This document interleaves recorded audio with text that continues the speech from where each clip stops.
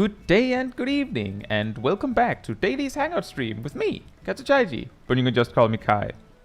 So, as usual, we'll be starting with Expert Roulette and going down the list. We're skipping MSQ, Guildhest, Mentor Roulette, and Frontline. And depending on what time it is when we're done with all of that, we'll probably also try and do normal raid re-clears, so specifically the heavyweight division, which still has a weekly lockout. The way that this works, for those that haven't been around for Dailies Hangout stream before, is that I'm hanging out at my house, in-game, on the Chaos data center on Louisoix.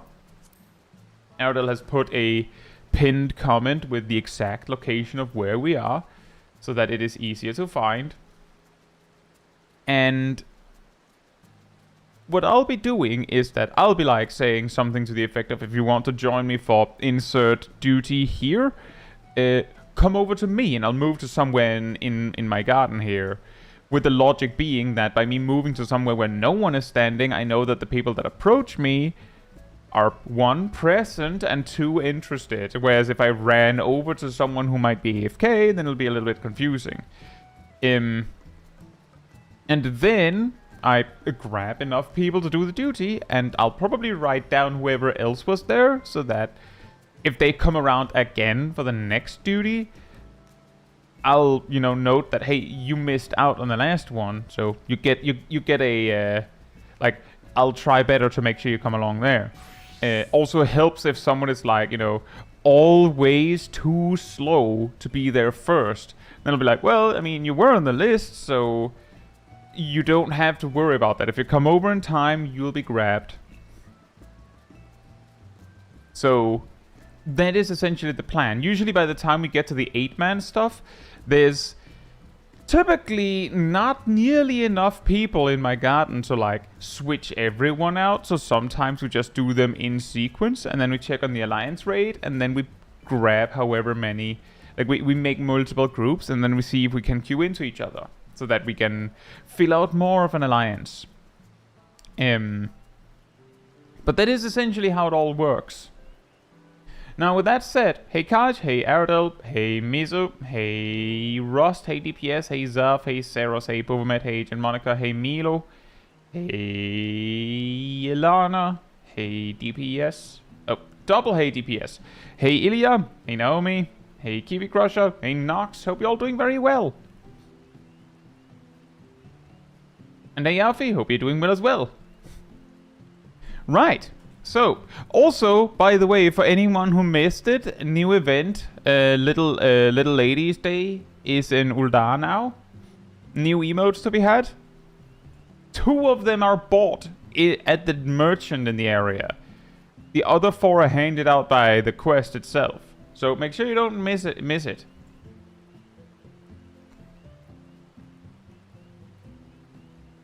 Jose Flims, hope you're doing well.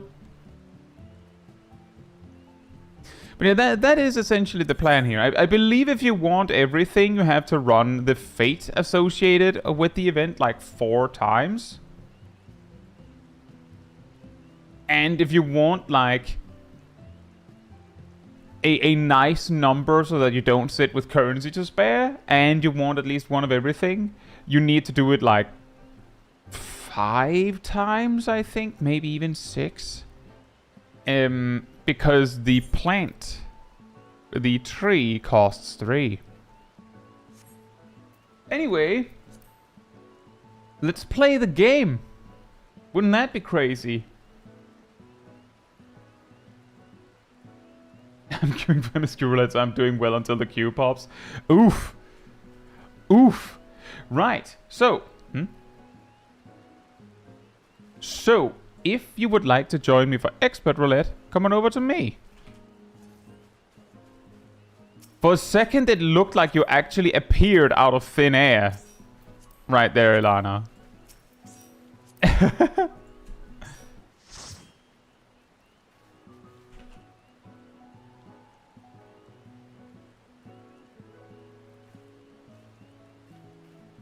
I have grabbed some names. It looks like there's enough people for a second group.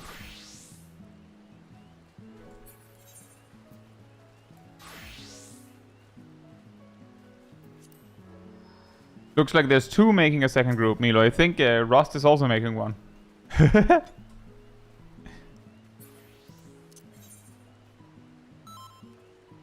Hey Jeff boy, hope you're doing well. And hey Wolfkin, hope you're doing well as well. 5 streak, nice. Oh.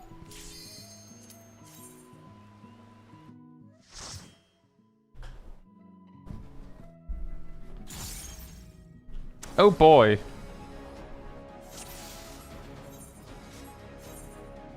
The classic. You've come. I'll begin by wearing you down.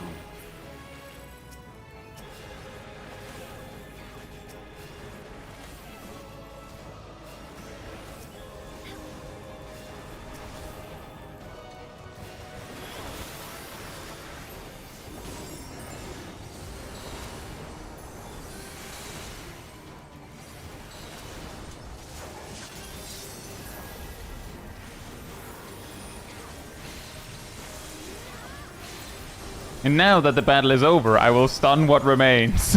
I've created new endless for you. Not all are warriors, but they Ah, will thanks. follow orders. He made endless for us, guys. Survive and so forth. What a guy, what a lad, what a bro. Prepare the stage for battle. He made new endless for us. He made an endless supply of endless for us.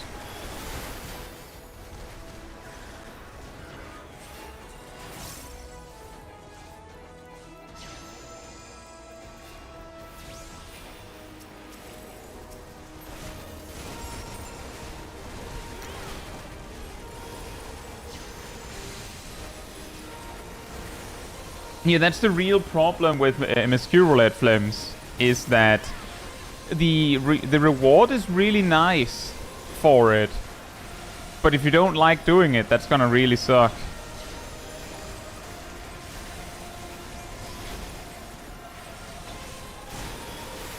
Like, specifically MSQ Roulette, I think is like the biggest motivator as to why, like as an example, as to why in my leveling guide, I'm like, don't do something if you don't enjoy it.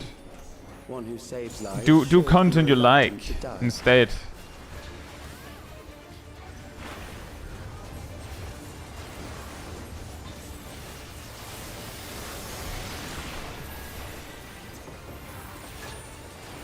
Hey, say shoes. Hope you're doing well.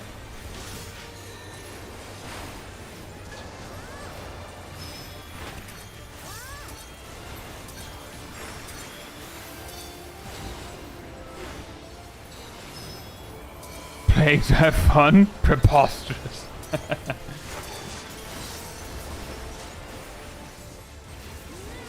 That was something I did a lot back in the day, Flims. Especially back when the MSQ roulettes were 8-man. A lot more random conversations were had, that's for certain. More people had an opportunity to respond easily.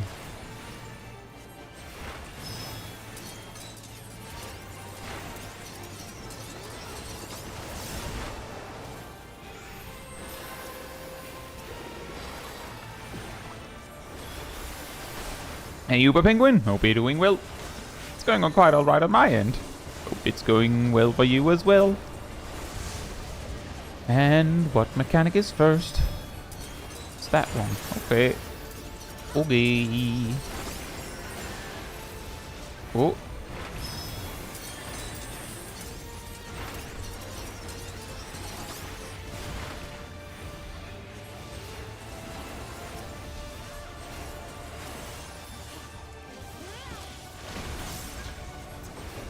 You're starting Overprog.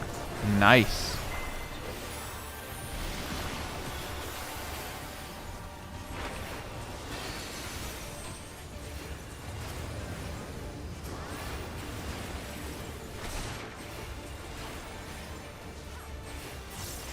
Kill them! Destroy them! Take this! I cast Glare. Oh, you've overburdened the system. No matter. It served its purpose.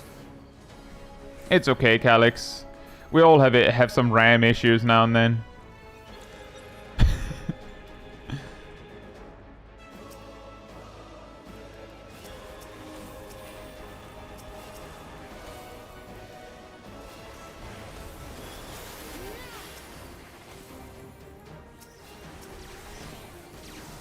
Alex opened too many endless tabs. Yep.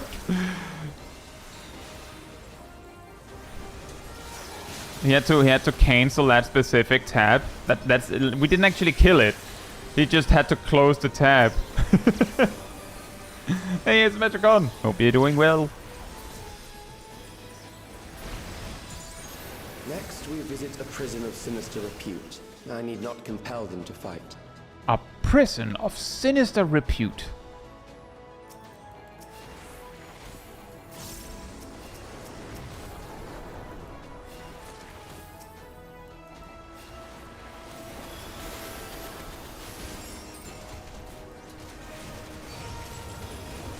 I cast stun.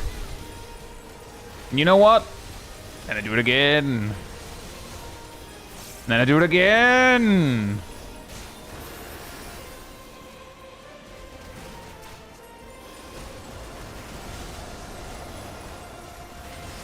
Looking at the timing of the stuns, at least some of the enemies were stunned for 8 seconds, as far as I could tell. Pretty solid.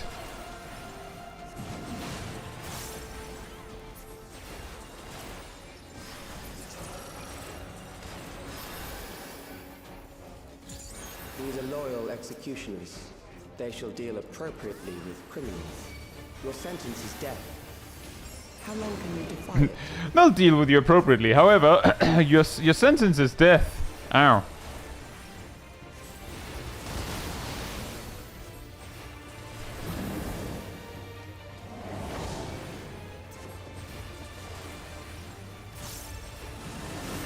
Criminals may run, but they cannot escape.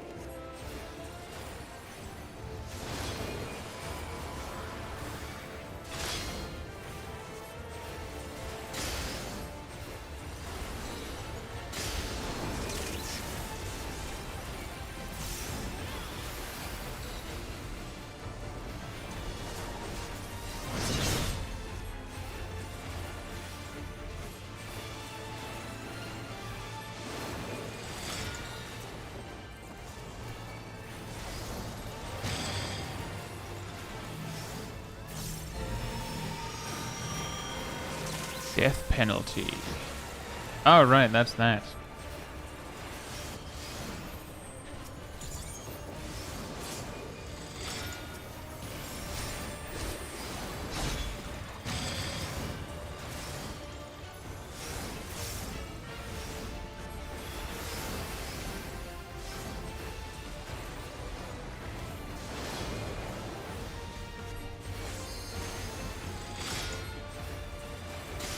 One thing at a time.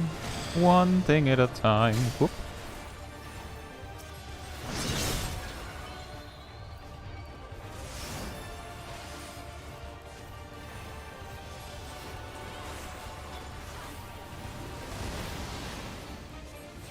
It's okay, Saras. It'll be fine.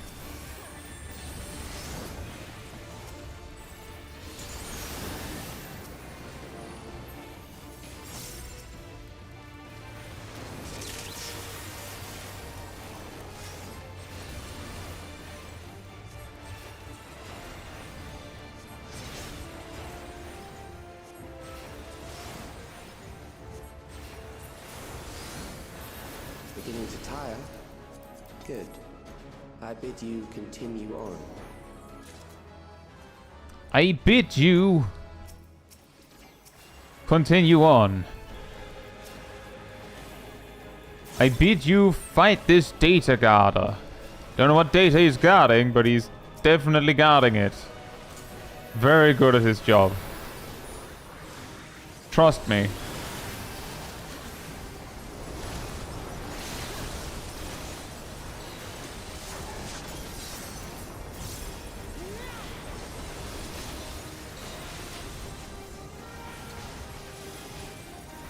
Hey Gazel, hope you're doing well. Yeah, the big difficulty with the serial torture mechanic is that, like, if you pay attention to what the telegraphs are for the attacks, it's pretty consistently like trying to bait you into one mechanic by dodging another mechanic, because it'll show one mechanic, then the next mechanic is shown will likely overlap such that you have to dodge into the previously shown mechanic, which means that the best you can do for that whole thing is just go, oh wait, never mind, I don't have to react to all that, and just wait. Hey Seraph, hope you're doing well.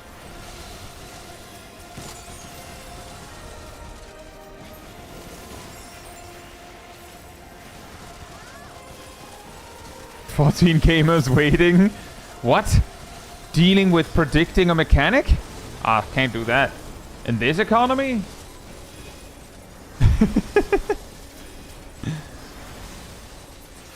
Waiting is free. Or is it? Or is it? ALTC, hope you're doing well. And AXOD, hope you're doing well as well.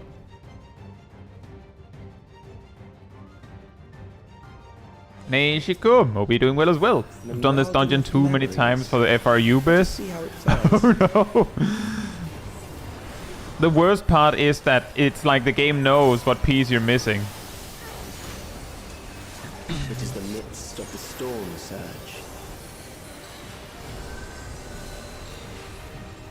Oh, I also like to do the racing, Shiko. The slight problem is that I've also learned that a really neat trick is that for the first like 2 or 3 GCDs,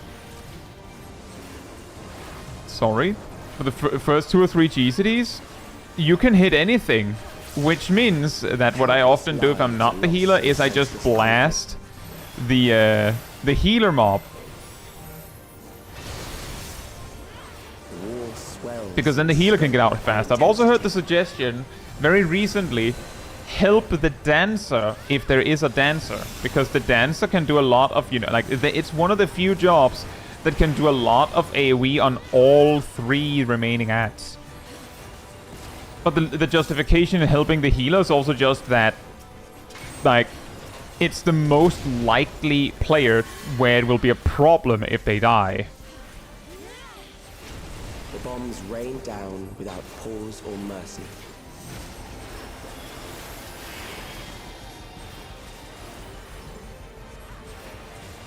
But that of course also means that very quickly it can be the race can get a little weird, because if the other DPS or the other players didn't help the healer, they of course have an advantage. The spark of life is dimmed with every blinding flash.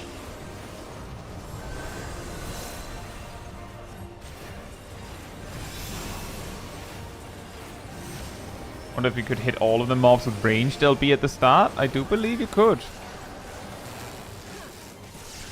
Perhaps.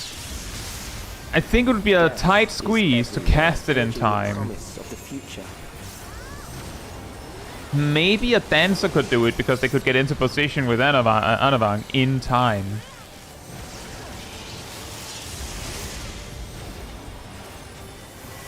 So whose heart skipped a beat as I decided to dash towards the edge of the arena?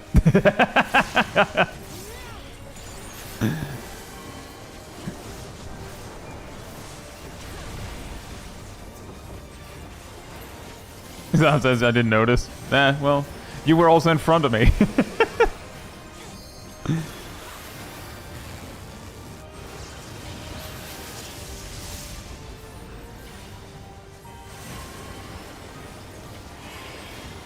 Hey Tung, and Dan, hope you're doing well.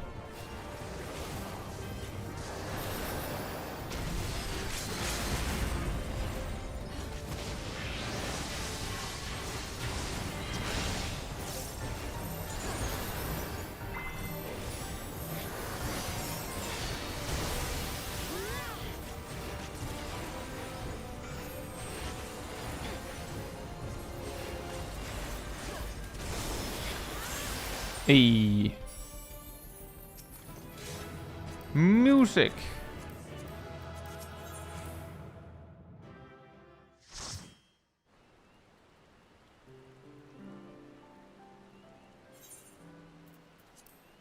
Yeah, there's a few options. I think the important part is ultimately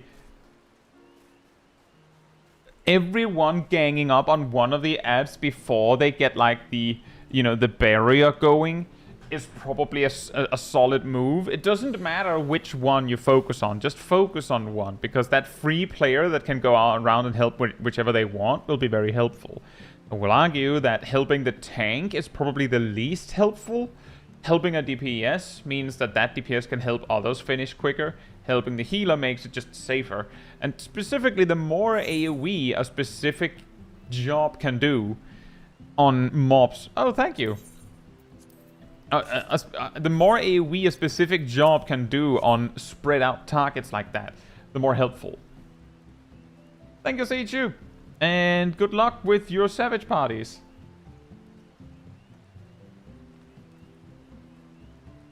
Now, does I fall behind on the second boss kills nowadays because my tanks don't have the latest gear?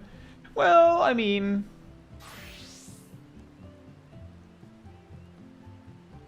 Oh, that's also true, as Metricon. Only the DPS ads summon additional mobs to fight, which means that that will reduce the total healing needed. Also, hey, let's up.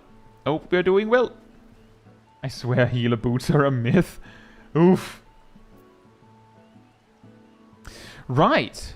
You know, let me do this. I noticed that people picked jobs around the fact that I happen to be healer when they joined the group. I will, let's see here. If you'd like to join me for level cap dungeons, come on over to me. Over here. Over here.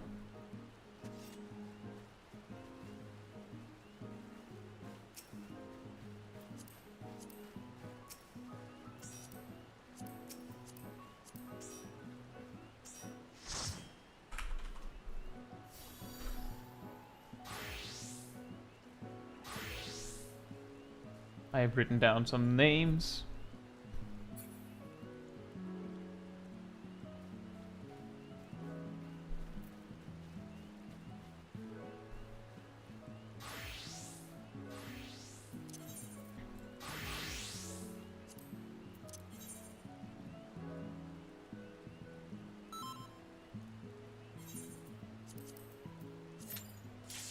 Do we get the spooky dungeon?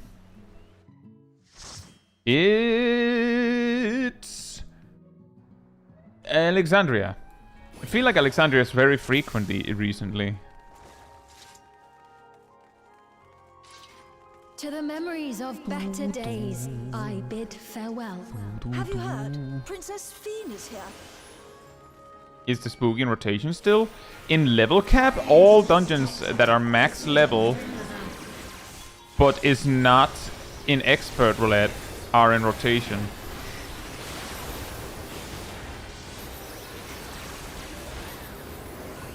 It doesn't leave the rotation, is probably the better way to put it.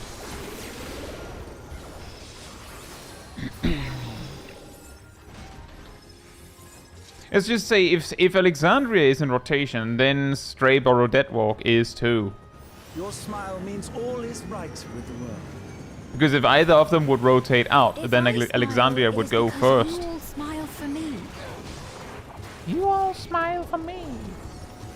Hey Ridlian, hope you're doing well. It's been a bit.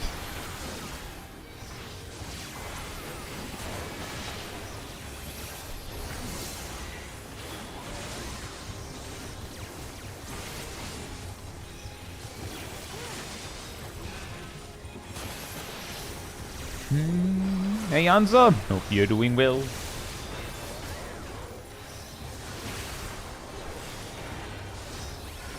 Gazelle says that rotation sounds weird. It does. But it is, in a way, it is something that, like, it kind of makes sense when you think about it.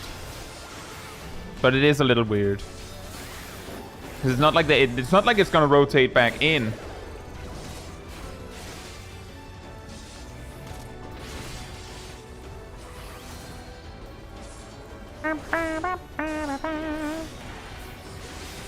Hey Strymix, hope you're doing well. And Alan Yazari, hope you're doing well as well. What level are you? Max on all jobs. What's up?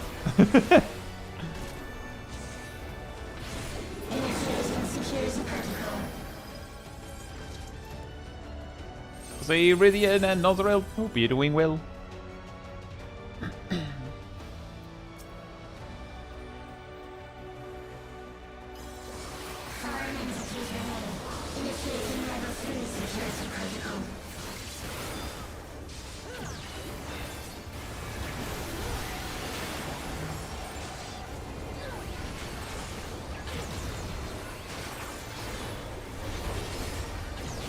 Leyline's haste increase thunder damage? Leyline's does not give haste, it reduces the GCD and cast times.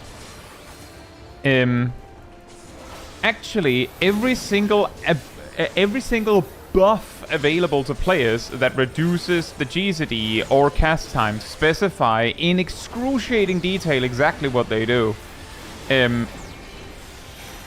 Which means that they don't mention they don't mention affecting dot damage, which is why they don't affect dot damage.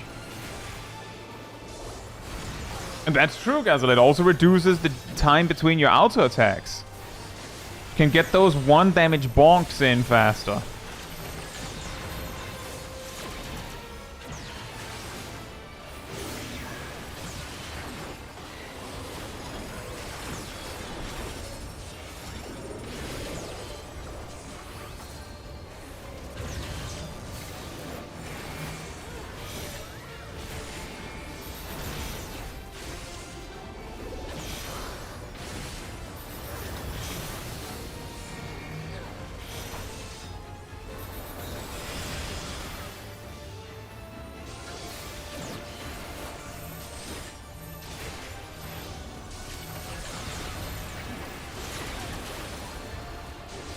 Hey, GVZ, hope you're doing well.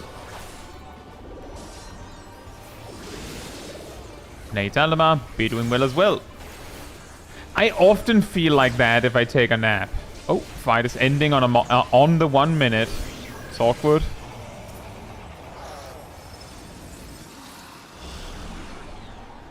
You are my people. But yeah, essentially, Nozarel, it applies to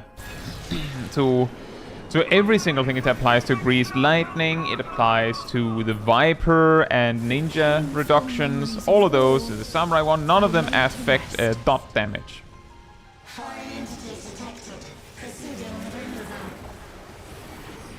Stomach says, I heard triple cast in the Black Mage opener is not a gain anymore, is that true? You don't use triple cast in the... So you likely will use, at times, triple cast in the opener. It kind of depends on what opener you're doing. Black Mage is very flexible on that. Depends on what mechanic is coming up. What things do you need to weave? Like, what fight is it can impact whether you triple cast or not. But triple cast in the opener itself does not directly result in a damage gain because you're not skipping a cast that is longer than a GCD in those cases. What you are using triple cast for is so that you can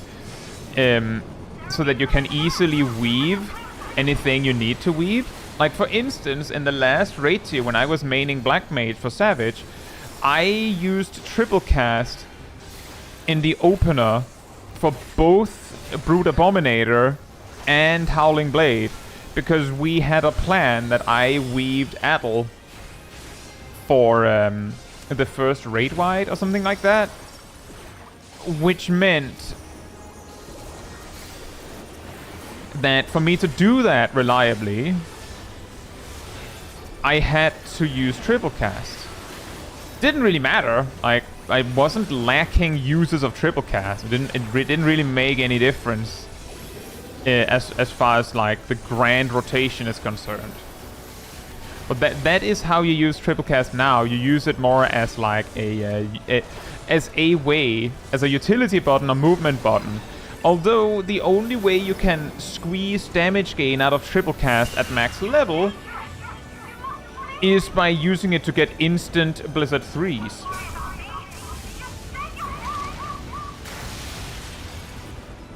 Northwell says almost every boss this tier requires Red Mage to delay something in the opener to addle the first raid wide. I am sure something like that also was the case in the last raid tier, because we had both me and Cat on Red Mage, and the reason why I used triple cast in the opener is because it was easier for me to triple cast and then addle than for Cat to move something around to make space for addle. Like, it didn't cost me anything. So I just did it. Whereas it could cost Cat a little something.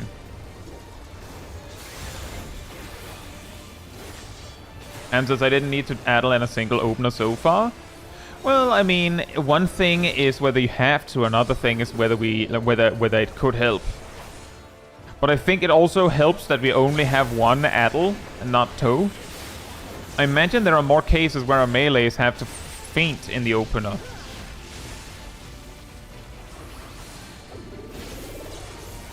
Hey, Gamora, hope you're doing well.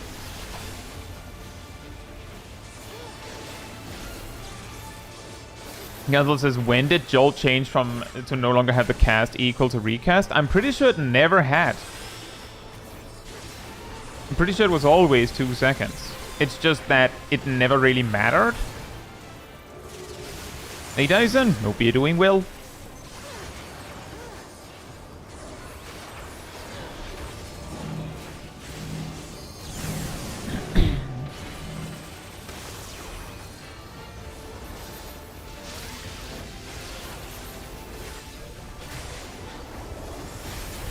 Hey Ink Bobber, hope you're doing well as well.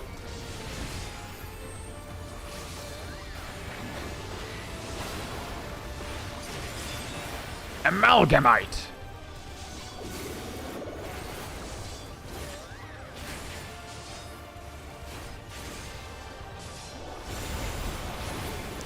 Personally, Dyson, I just reached the acceptance level on my end that I'm not gonna be using the PvP mount. I'm not gonna use it. So I won't miss it. So I don't care.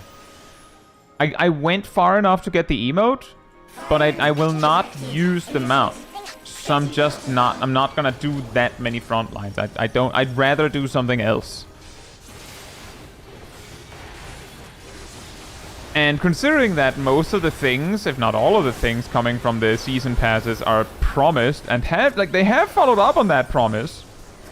It's just slow, but they're promised to eventually show up for wolf marks or trophy crystals. So I'm not in a hurry.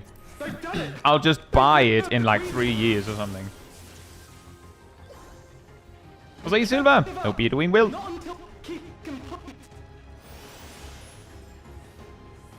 How about the portrait materials? I won't use those either. Are they pink?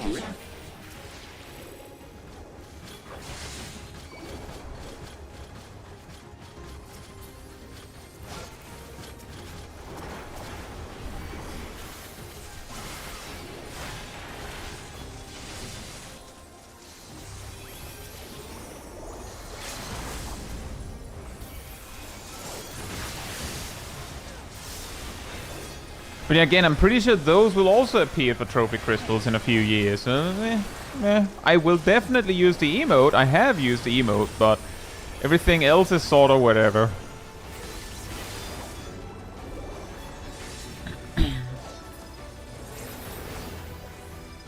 Jose Zip Zap, hope you're doing well.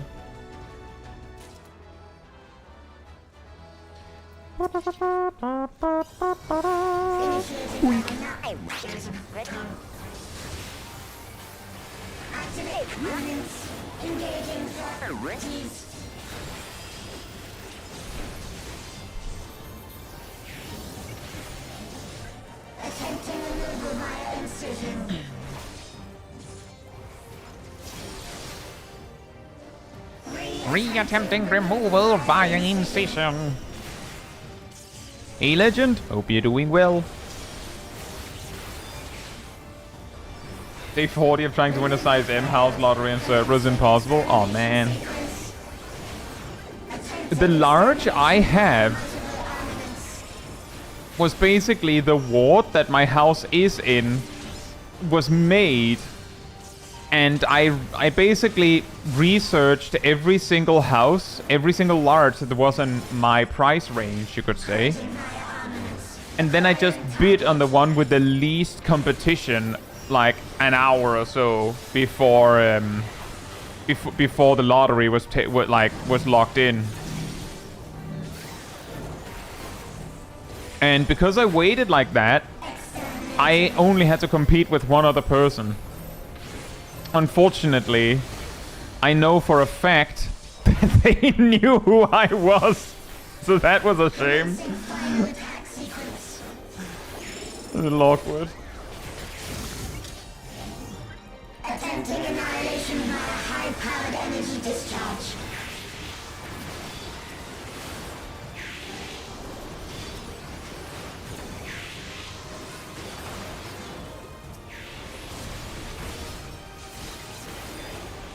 Energy accumulation complete.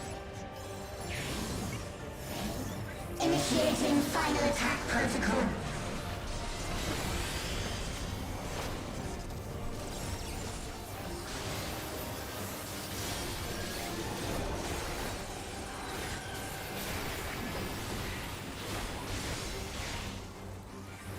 Yeah, that was the old days, Dyson, indeed.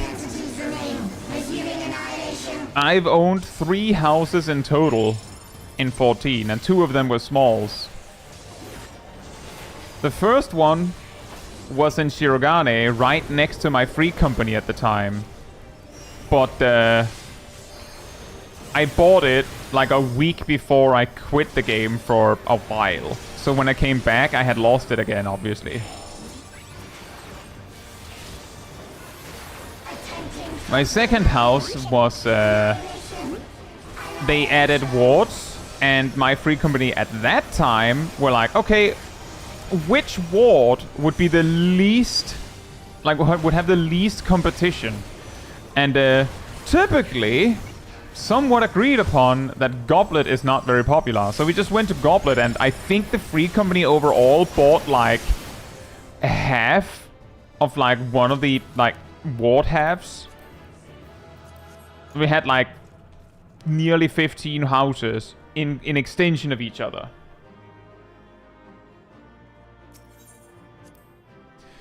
And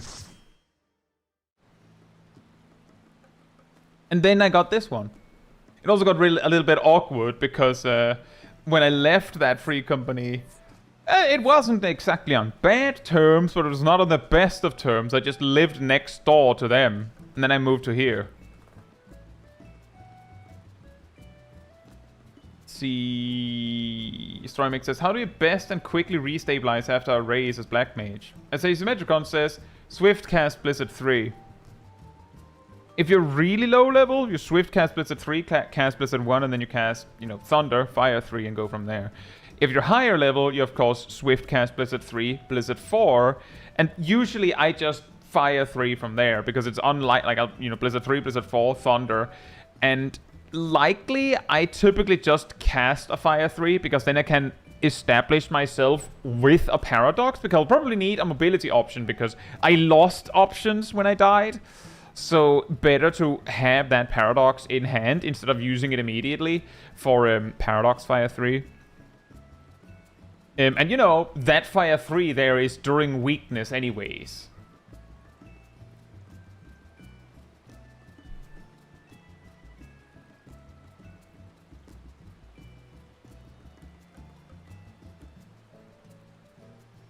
A first class plot in Shirogane for 20 million. There were 44 bidders. Oh.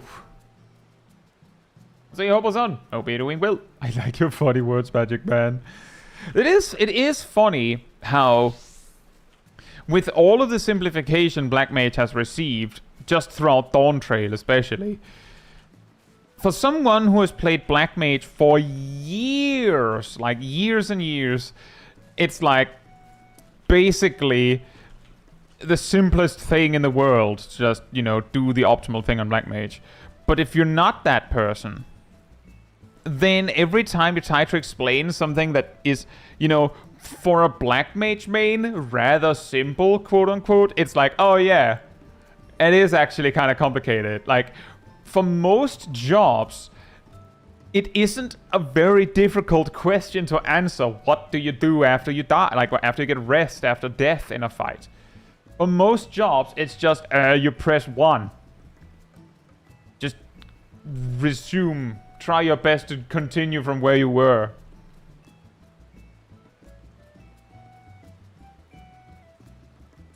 If you're Dark Knight, you cry. Oh. And yeah, exactly, as Metricon. The basic building blocks are generally what's confusing people.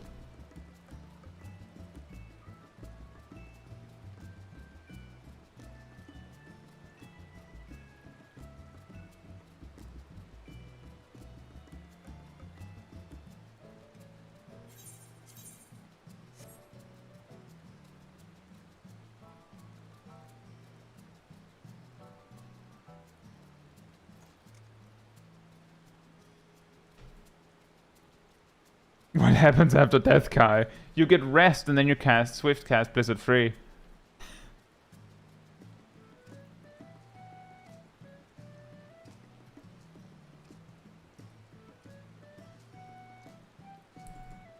Is there an afterlife? Maybe. Who knows? Right. If you would like to join me for high-level dungeons, come on over to me. Oh boy, high-level dungeons. Don't you just love some high-level dungeons, guys? Whoa, okay, there's a lot of people that like high-level dungeons, actually. Oh my.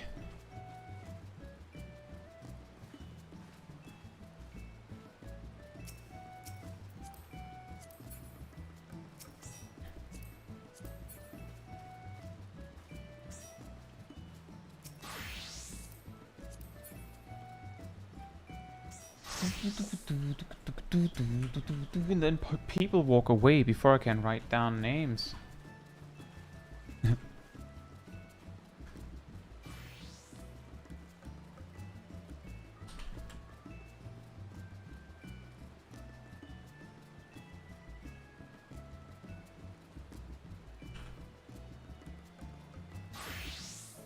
It's the Gathering Dungeon, it could be.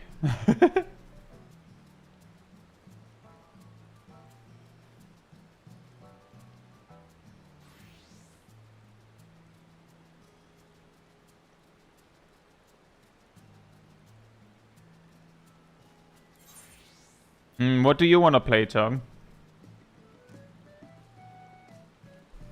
Strymix says, I once threw the term AF1 F3P out there and someone thought it was an equation. I mean...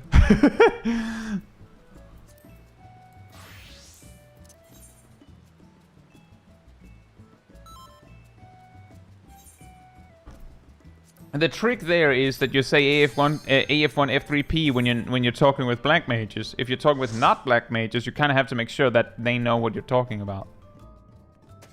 Oh boy, level 60 dungeon.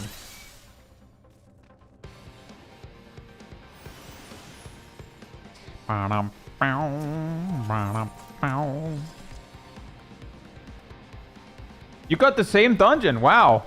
Oh no. Now it feels like a little bit of a race. Oh no! I don't like that.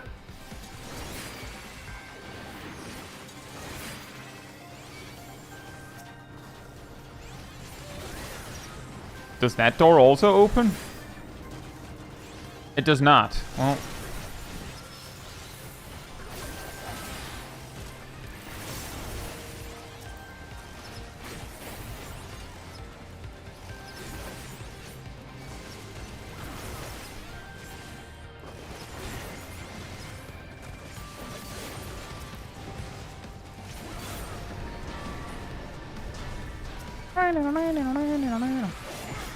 There's also the weird stress factor because this song comes up relatively frequently, or a version of it, in Palace of the Dead. Bro, can you come down from the rafters? Thank you. What was that? I'm just gonna cast stone from up here.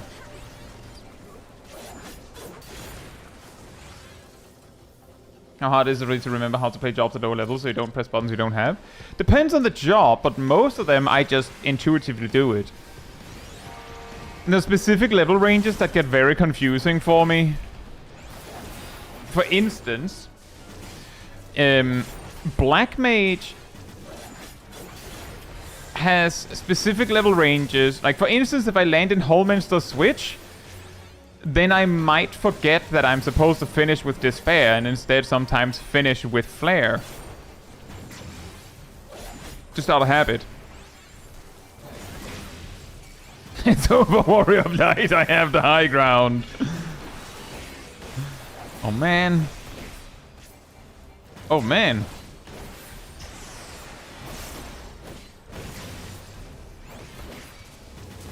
Spin. Hey, Dunson. Hope you're doing well. I hope you're enjoying WoW. Wow.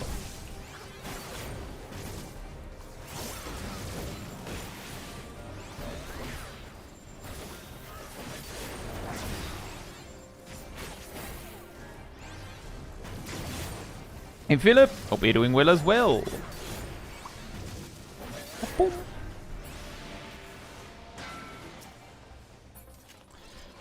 That's a first. I didn't know that you can't open a container while jumping.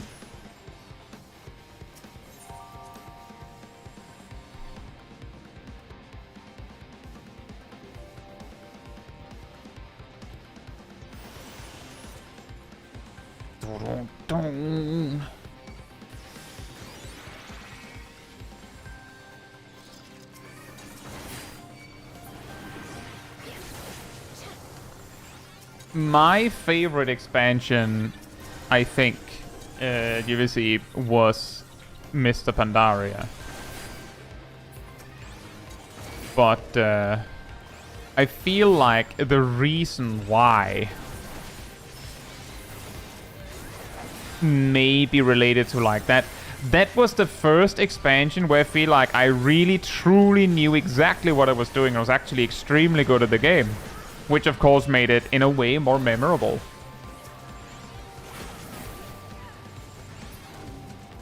It was also, I think, the only expansion where I technically played the whole expansion from start to finish with no break. If I recall correctly, you have to kill these guys to spawn the next wave.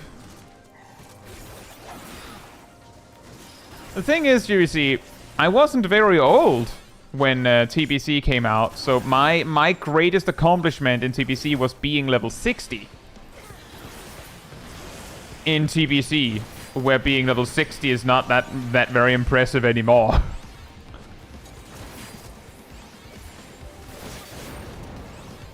Sorry.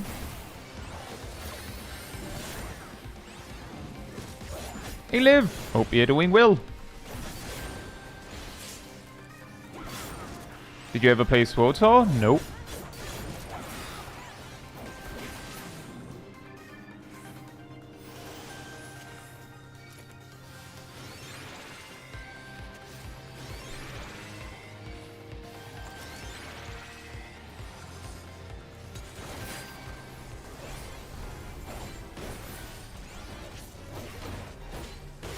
Hey, Varian. Hope you're doing well.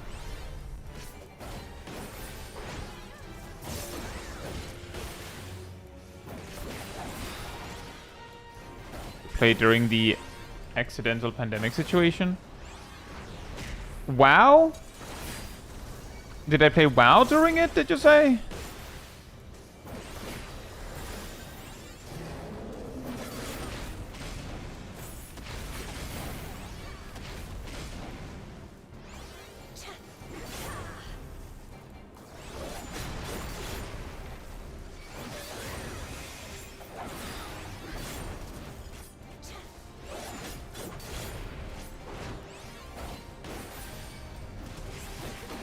Oh, that! No. Or at least I never noticed that it was a thing. The power creep. No mechanic for us. But I do know about it. But no, I didn't experience it live.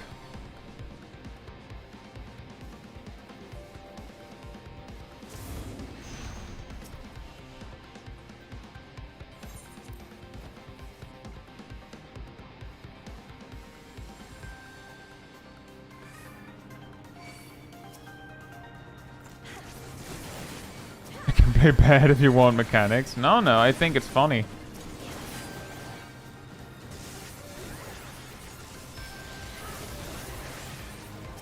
We've only been one server anyway, no, right? No.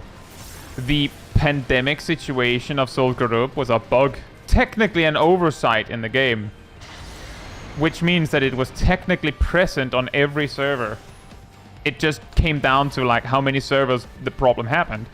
I believe the origin of it was that if a hunter pet got a specific dot from a specific boss, and the hunter pet still had it when the hunter then dismissed their pet, then the pet would be stuffed away with the dot technically still on them. Which meant that when the hunter eventually brought the pet out again, the pet would still have the dot. And while it's rather specific, it's a very easy mistake to make. Like, it's something that could absolutely happen. All it requires is mechanic happens, boss dies, or something. Or any other reason that the hunter would have to, like, stow their pet away.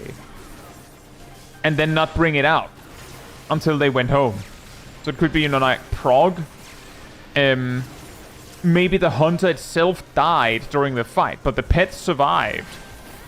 So... And then, like, the hunter just didn't bring their pet out because they're like, oh, it was the last pull of the day. Or the night. And then they pull out their pet while in the city and they go, hey, wait a minute. And yeah, once people then figured out that this was a thing you could do, people started doing it deliberately, which is why it was suddenly kind of necessary to fix it. Because people were grieving with it.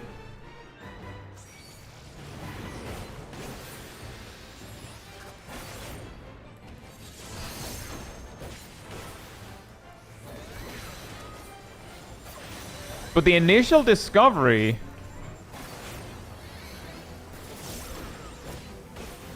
is pretty certain it was a lot more innocent.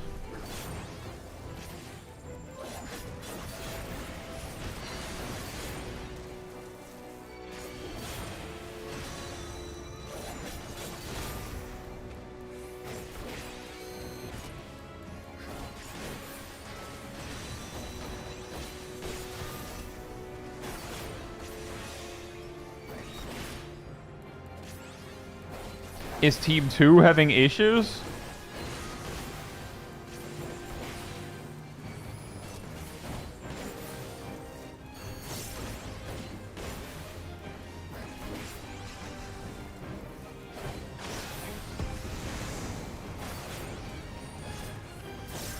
But yeah, I also played WoW in vanilla. It's just I only reached like level 34 or something.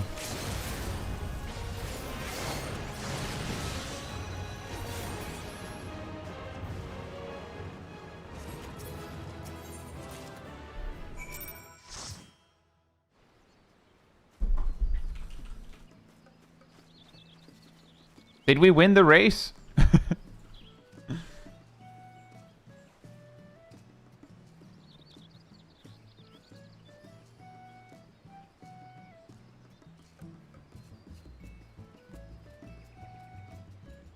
GUC says vanilla was a slog just to get to the level cap. I feel like I spent years of my life in the Eastern Plaguelands. When Classic WoW came out, I made a warrior. Yeah, no worries, Team 2. It's okay. It's really unfortunate that that happens. I made a warrior, and I got it to level 60. And I got it... Like, I wasn't, like, speedrunner, and I wasn't even remotely close to the first. But I was ahead of the pack in leveling enough that a lot of the time when I was online, I would be asked to join to tank dungeons because there were no one else. Like, one thing is that I was probably pretty good at what I was doing, but there weren't that many warriors in my level range. I was like, oh, well, I mean, there is one. And he knows how to tank, guys. Amazing. What a selling point. Would you like to tank a dungeon for us? Oh, what's my qualifications? I have a heartbeat and 2 brain cells. Fantastic. Ace Metricon says, I think Warrior is pretty notoriously bad at leveling in Classic. Yes and no. If you've ever played like old school MMOs, where it's like, oh yeah, don't make that character as your first, because that character, like, that kind of class requires like money to buy gear, because they scale extremely hard, but they suck without it. Like, I remember this was a thing with certain jobs in MapleStory. It's a thing with warriors in vanilla, like Classic WoW. It's a thing with a lot of MMOs, with like specific classes just required gear so hard that they didn't really like that the experience was completely different whether you had or didn't have, which means that like nowadays I believe the recommended path to getting a warrior in Classic WoW is step 1, don't make like, instead make like a mage, preferably a mage, because they can farm gold in various ways. Level the mage to 60. Then use the mage to supply your warrior with gear and potions and flasks and elixirs and all that good, so that you can just smash everything to bits. Then it's very easy to level a warrior. However, the way that I did it was that I just made a warrior. And I just leveled the warrior. And a friend of mine made my 2 friends that I got into Classic with, one made a Frost Mage, but they were more busy. They were like working on a PhD at the same time. And the other person made a Hunter. And Frost Mage, I'm not sure what he did. He was, you know, on and off. When I hit level 60, they were both like mid-50s or so, I believe.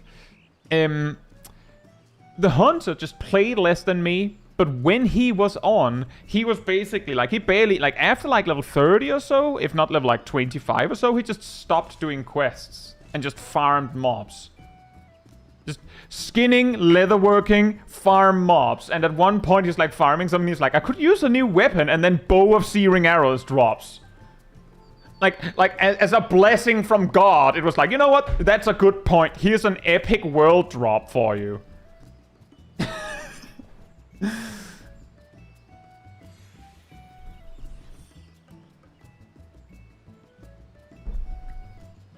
So we just continue with that. I hit level 60. I did Black Rock Depths in full once, just to have done it. And then I realized that I wasn't actually interested in the end game progression of Classic WoW. The best part about it, Asymmetricon, is that he got the Bow of Searing Arrows, which meant that now he did, like, that he actually, like, the way he played was that he made sure that his pet could hold aggro, right? Which meant that when he got this bow, what he did was he started buying cheaper arrows. Because then he made sure he didn't overtake his pet in damage while just AFK shooting the mobs.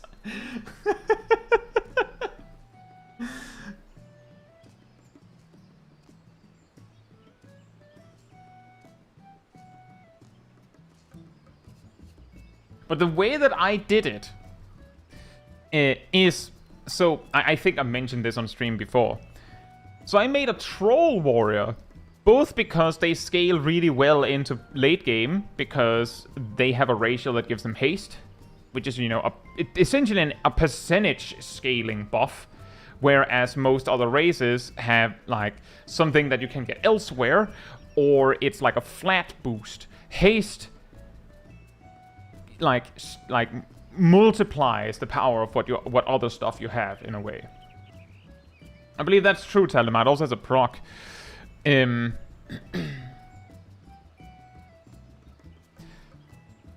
But what trolls also have is that their health regen from spirit is like 10% higher than other races, and those 10% work while in combat.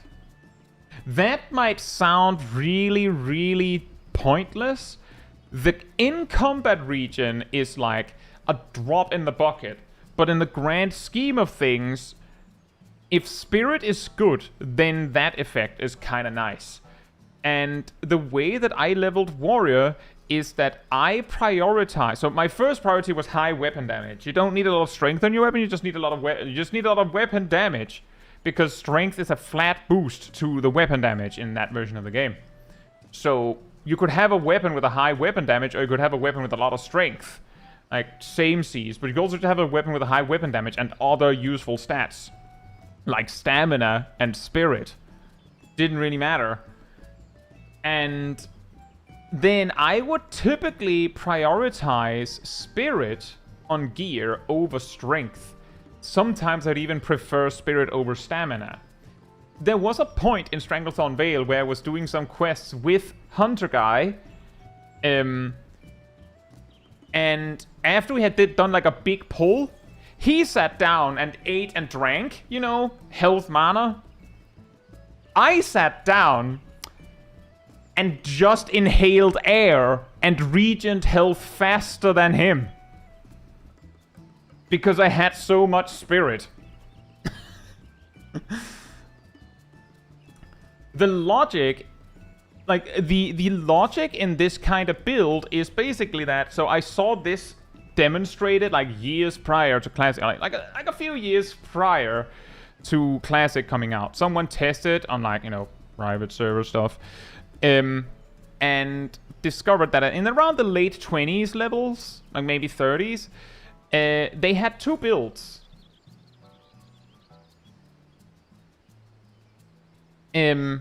That they were testing. The one was, you know, the classic warrior smash, just strength and stamina, with like a corpse maker, which is like the best weapon you could get at that level. And they went, killed some mobs. Sorry, I have an itchy nose. They killed like 2 mobs, and then they had to like stop and rest. But they killed them really fast. Then he took a different build where he had like Odo's Lay Staff, which is like few levels lower than Corpse Maker. But it instead had stamina and spirit, and most of the equipment was moved over to have like stamina spirit instead of stamina strength.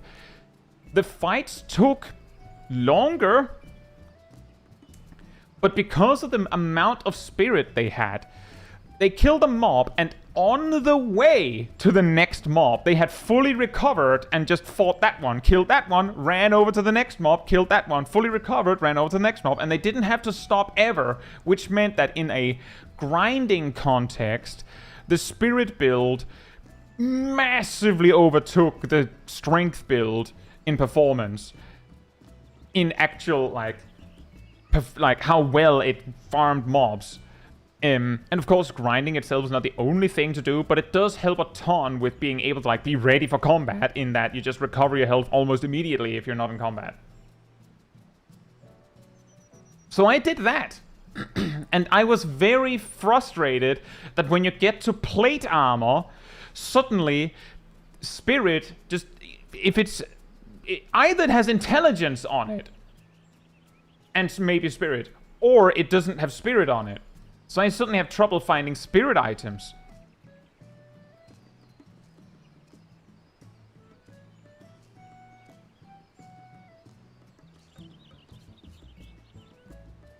But yeah, old school WoW dungeons. Very, very simple bosses, but it made sense because of the toolkits classes had and the experience players had. You know, it starts to make a lot more sense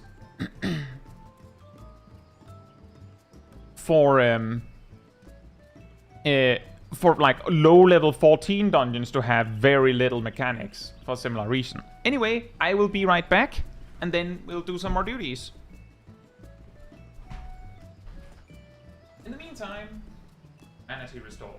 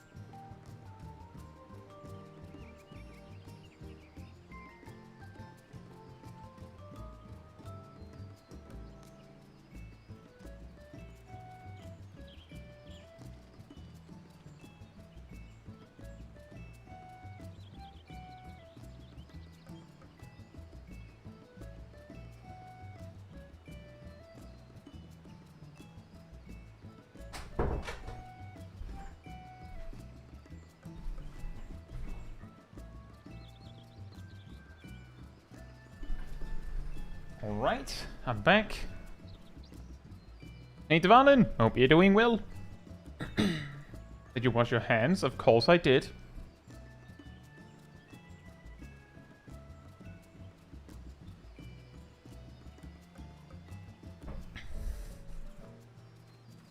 Have you seen any of the preview images for 745? I have, yes. Anyway, if you would like to join me for leveling, come on over to me.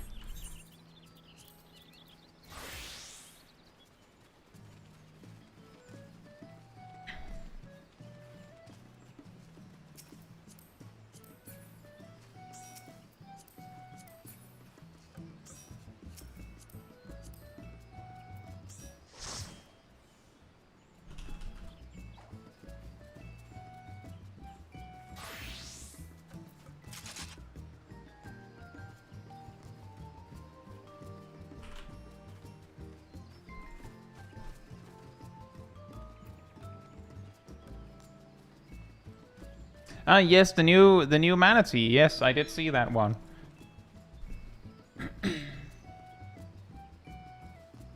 This is where you get Sastasha? I don't think we will.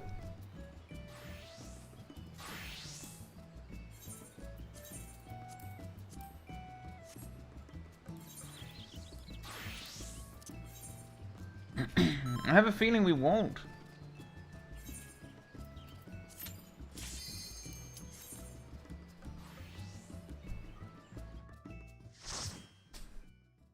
Limited leveling, everybody.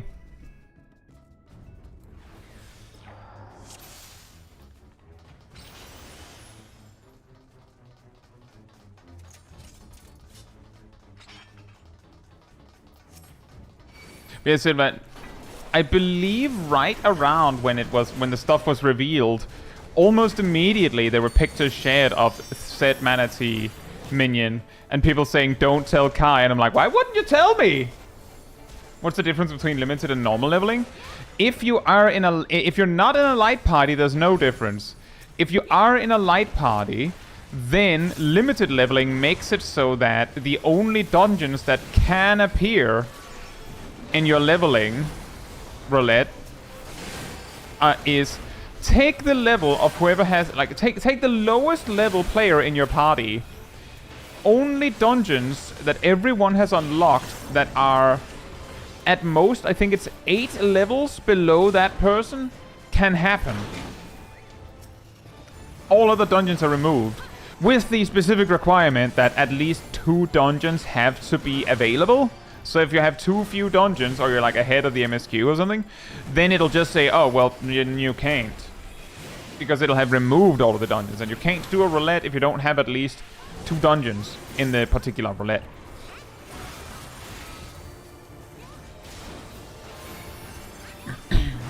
But yeah, if you're not in a light party, then limited leveling does nothing.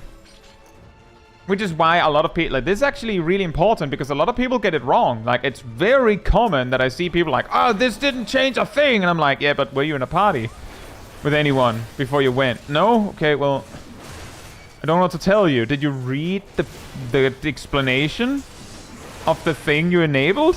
Because it says right there that you need to be in a light party.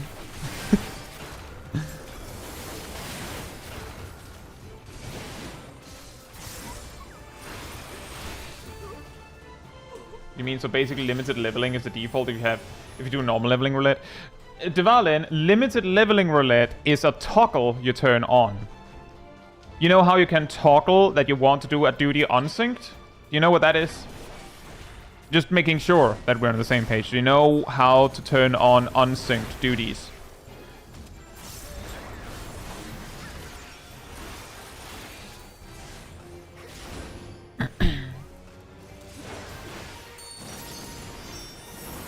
Yes. At the bottom of that list is limited leveling roulette. It basically says in the explanation, if you are in a light party, and then the explanation. Which means if you're alone, or if you're 3 players, and not 4, then it doesn't do anything. If you're exactly 4, then it removes all dungeons from the list that are more than 8 levels lower than the lowest player in your party.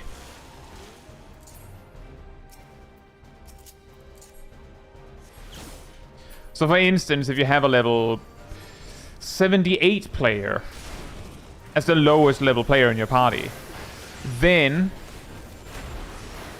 you will at worst be offered Holminster Switch. But aside from that, it's a normal leveling roulette. It's just that they remove dungeons from the potential pool, so you couldn't, for instance, get Sastasha. Exactly, Dvalin. The thing that people often get wrong is that they read that and then they queue with limited leveling roulette, but not in a light party. That's usually what goes wrong. They don't realize that, oh, you actually need to be 4 for it to do anything. And then blame the roulette for not working. I'm saying it like that because I've seen this happen a lot. Hey, Necrophits, hope you're doing well.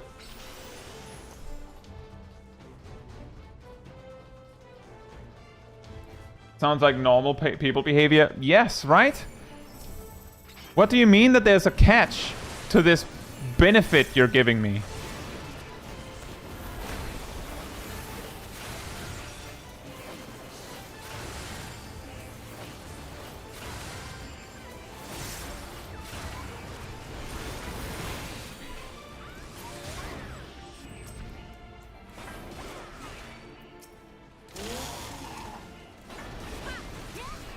Yeah.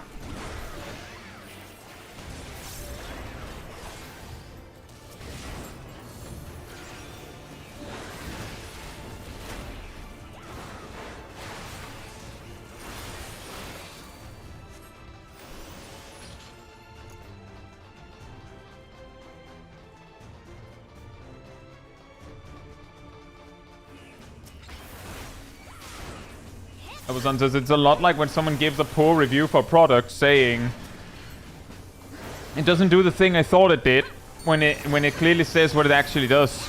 Yes, exactly. It didn't do the thing that I wanted. You know, there's one thing that I think is even sillier than that.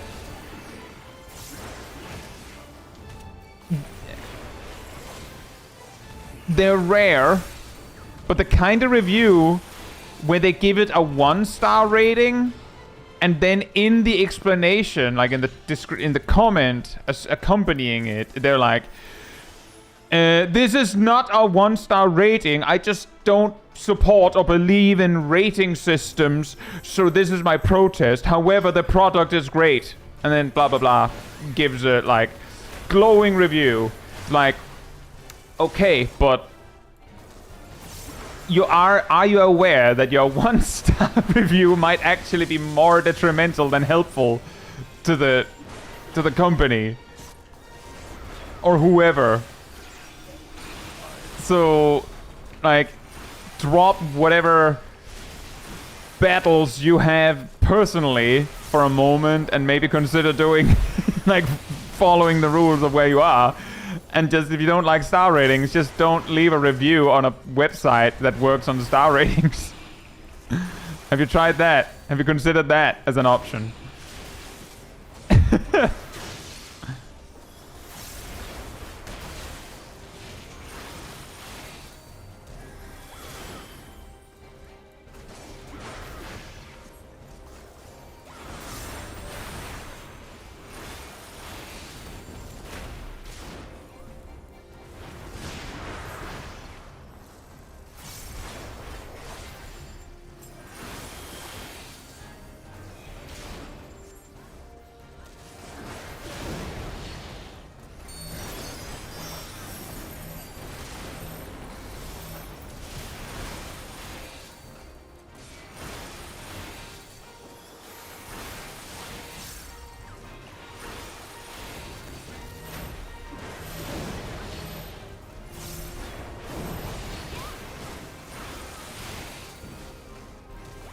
Yeah, basically, Sarah, the problem is still essentially that it does make the product look worse.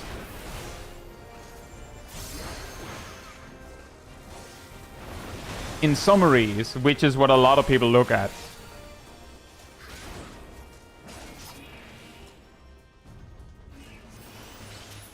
And I would also say the people that look at the 1-star reviews would probably stop reading once they see that the person who left the review are basically saying this isn't actually a 1-star review.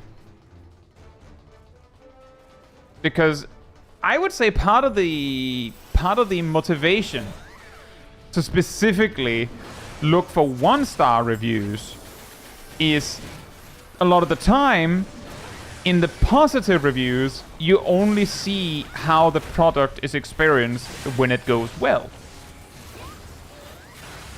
And you might be interested in knowing what potential faults or weaknesses might the product have. Like, what things can it not do? What issues did people run into? Like, the 1-star reviews may demonstrate how the product goes when things aren't going perfectly. And, well, the person who says this is not a 1-star review, but are basically saying, I didn't actually have a bad experience. My bad experience is associated with me not liking rating systems, which isn't very helpful for you who's reading the reviews.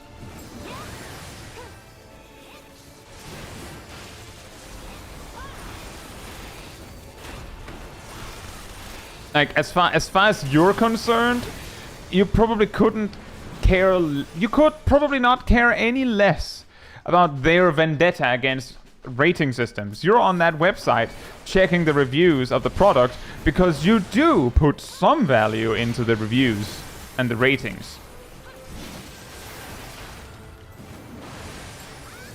Then it's just the wrong place to have such a crusade. That's essentially what I'm getting at.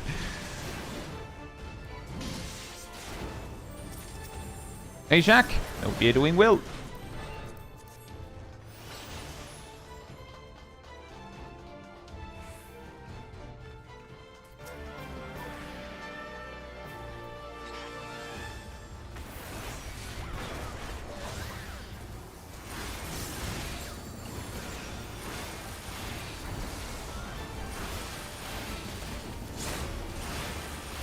2 to 4 stars usually leave the most useful reviews anyways. Oh yeah, probably. I feel like it's more likely that you'll leave a 5-star or a 1-star review if you're not interested in really reviewing the thing. Like a 5-star review is often like, yeah, I guess I had a good experience. Don't really have anything particularly standing out that I didn't like. So sure, 5 stars, that's fine, right? And the 1-star equally can be like, everything sucked. I'm just angry. And then of course there's also a lot of 5-star bots.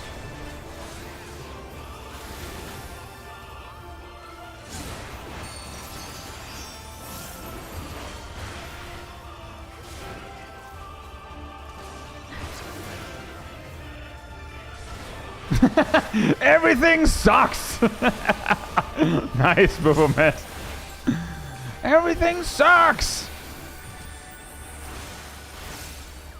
Break it down! Don't go! Break it down, don't go!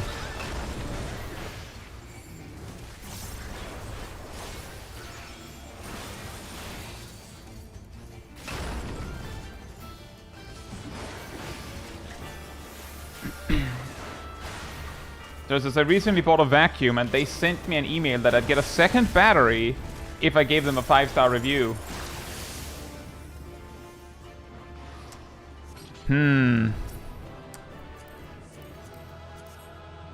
Personally, if I got something like that, I could absolutely see myself just leaving a... Like, the problem is that they can probably just delete the review if you say it, but you could, you know, just leave a review going, actually 1 star. They asked me to leave a 5-star review and they were going to bribe me. I remember a few months ago I read that a game that came out on Steam, they did something to the effect of advertising that if they passed over a certain number of positive reviews, then some sort of benefit would happen for the players, like everyone would get a thing. And I believe Steam punished them for that, because that's illegal. Exactly, leave 5-star, get battery, edit, review to 1-star. Yeah. I was like, Coaster, hope you're doing well.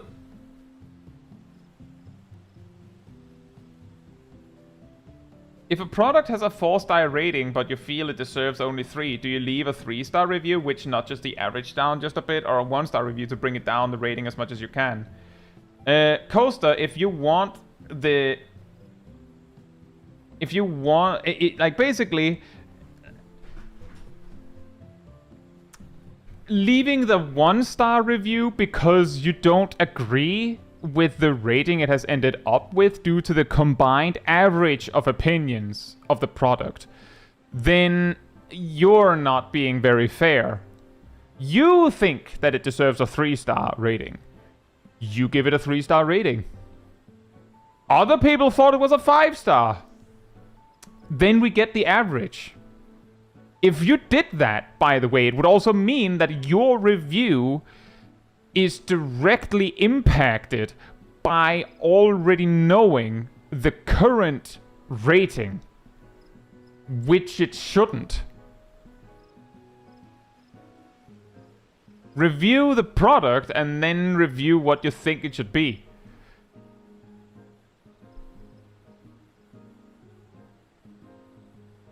And yes, Necrofit says, same problem. Straight up, if, like, basically, to revisit the comment, if a product has a 4-star rating but you feel it deserves only 3, then you leave a 3-star review. Boom. That way, if enough people agree with you, while it will take a lot longer, it will gradually move to 3.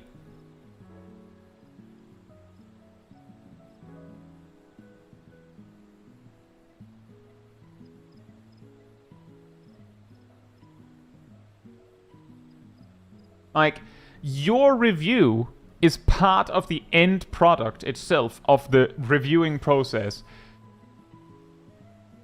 If you're like, basically, if you were the first person to rate this product ever, you would give it a 3, is what you're saying.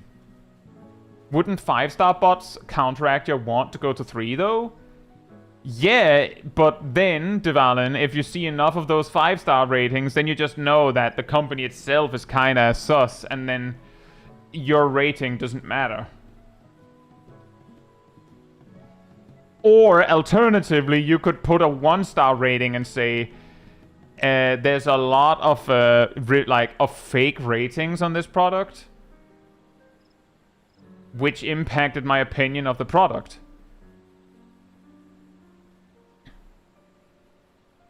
But there's a difference. The bot ratings are likely partly something the company decided to do. That's their actions. Changing your rating because you disagree with the actual rating they got from the reviews they got could be because they were using bots to bring up their average. But you don't know unless you check for the bots. And see, that's the simple thing. You can give it a 1-star rating because you think that their actions, their conduct is bad.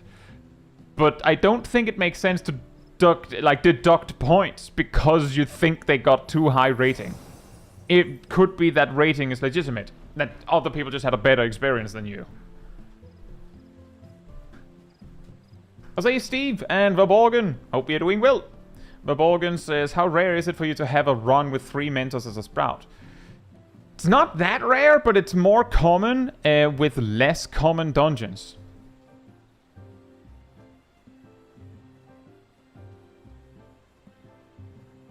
Hey, Snark, hope you're doing well. I could have sworn I was following. You know, you're not the first one to say that. Anyway, off the back of this conversation about leaving reviews,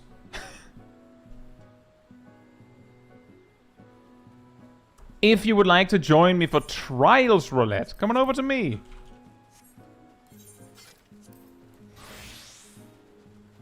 Oh boy, also AK, hope you're doing well. We're a lot more people, I feel like, than we usually are. Let's see here.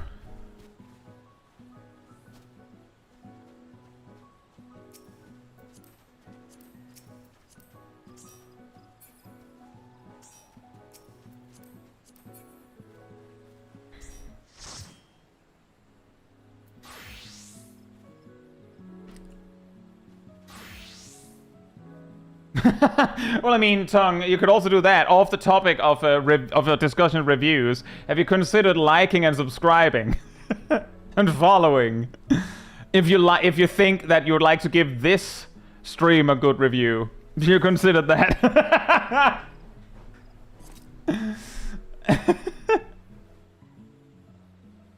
I'll say Rosary, hope you're doing well, and Lorio, hope you're doing well. How many people do we have? We have 1, 2, 3, 4, 5, 6. We have 7 more people. 7 whole ones.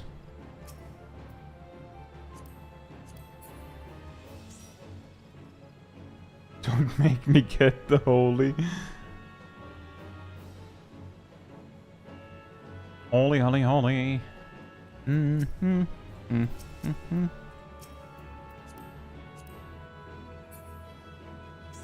Mm-hmm.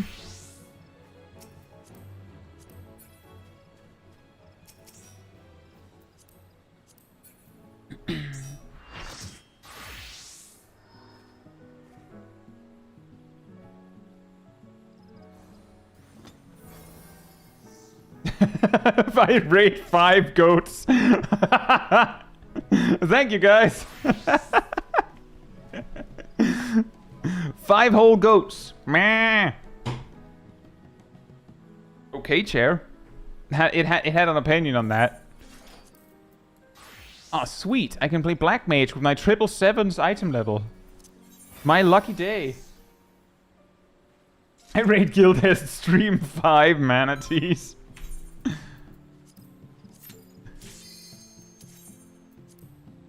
And then we get, like, I don't know, Titan hard.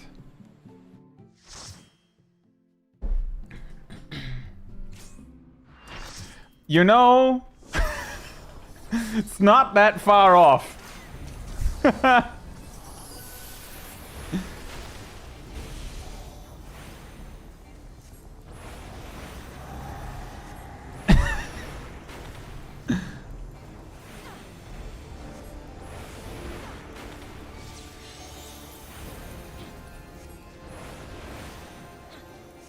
Tyson would have been an improvement. I don't know, Nabrial. This is a fun fight.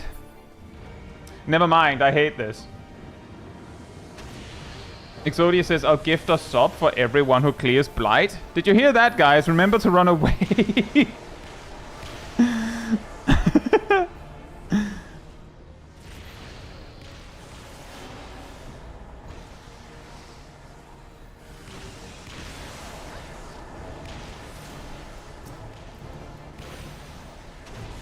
Bam! Bam!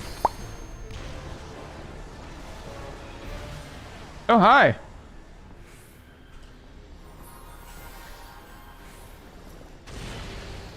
Poof! Wow! Epic damage, Nabrialis. Give me to me straight. How much damage are we talking here? What's the bill? Ow.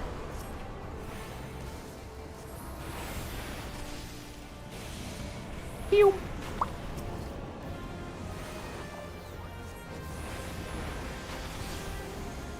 I cast fire.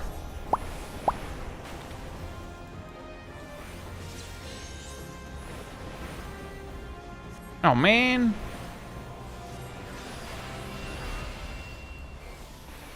I shouldn't have done that. I goofed it up. I forgot that I used my swift cast just a second ago. Oh well. Oh well.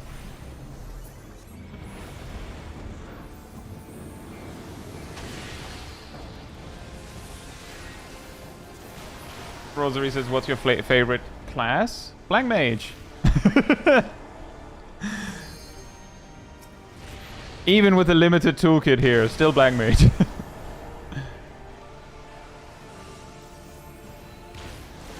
Wink.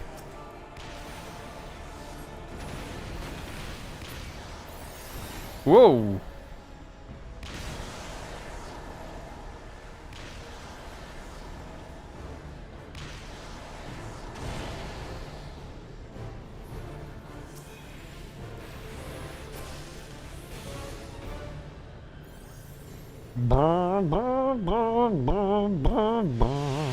Bam!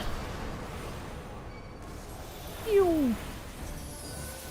Ew. Favorite job quest? I really like the Dark Knight one, but I mean, a lot of people like the Dark Knight one. It is, I believe, the most goated. Oh, I should have done that in a different order. Most goated job storyline of them all. Run away!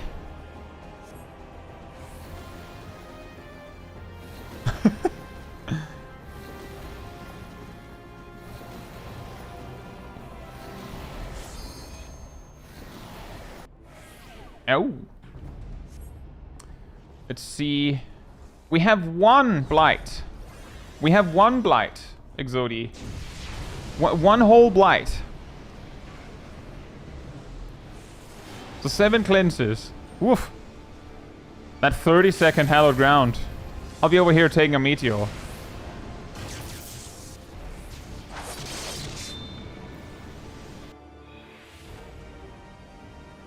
Nice.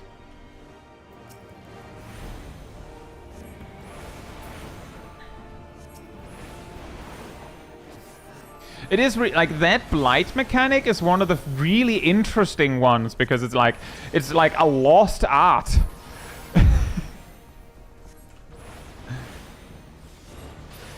Oh man.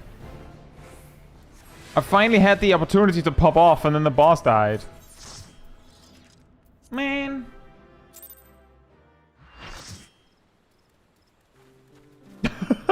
Thank you so much for the 7 gifted subs, Tony. That's awesome. Learning boss mechanics with sub incentives. Woohoo! Epic. That's awesome. Thank you so much. Imagine you're going to get alcohol and you get carded, but the card is the spear.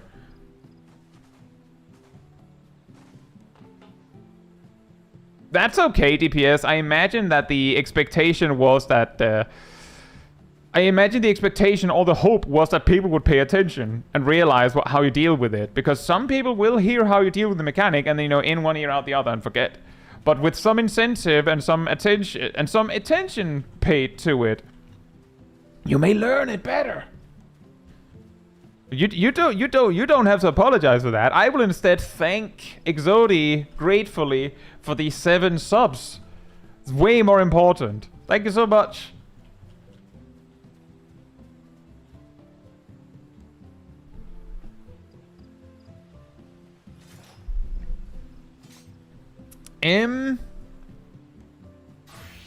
We're doing normal raids next. I think we will just run with this group, and then we will regroup for the alliance raids, so that we get as many people. Like we will split into multiple parties, how many needed, to make sure that we can all try and queue together.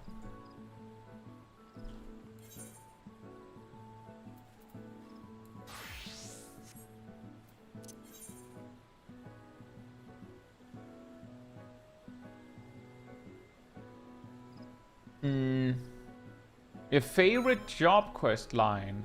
I do think Dark Knight is up there. But it's also been ages since I've done most of them.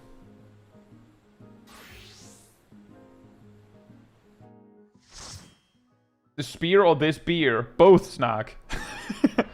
You get carded. And the comp just hands you a beer that says this spear on it.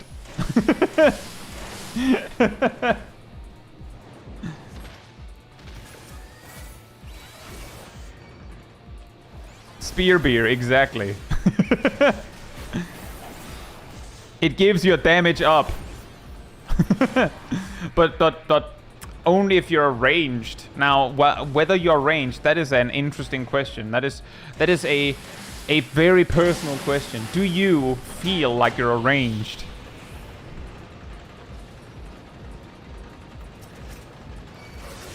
How does it feel to be ranged on the inside?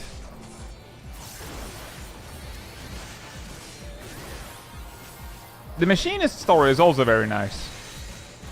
I also think that the bard one is actually pretty good.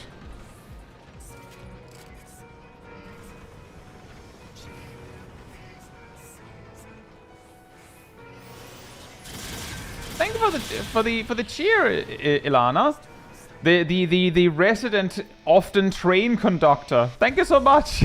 Somebody said train. Train.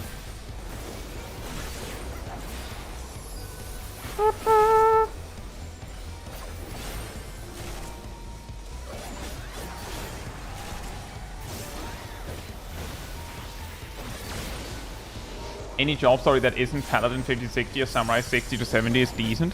I don't even remember the Samurai 60-70. I guess it was difficult to keep up with the thing. Oh boy, thing they set up from 50 to 60.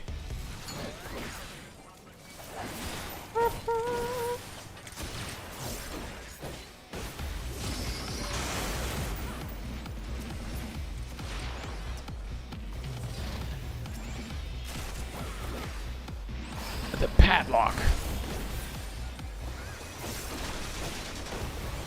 This guy quoting his own songs. What's really weird is that the song where they say Upland or Doom is not this one.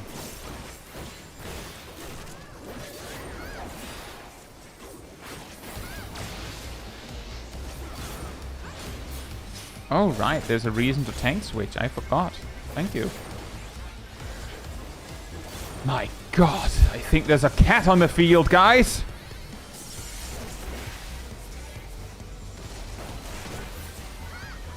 And it's shooting love. Destroy the love. We can't have that.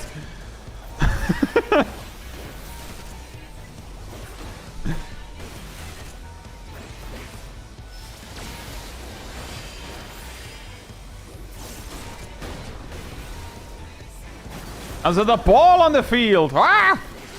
What are you doing with your arena quick thinks? Are you just quick thinking random ideas? I think you are. Zoom doom. I'll be over here. Getting zoom doomed. Ow. That is a lot of points, Agent Monica. I guess I'll have to figure out something cool to use them for soon. Still working on that one.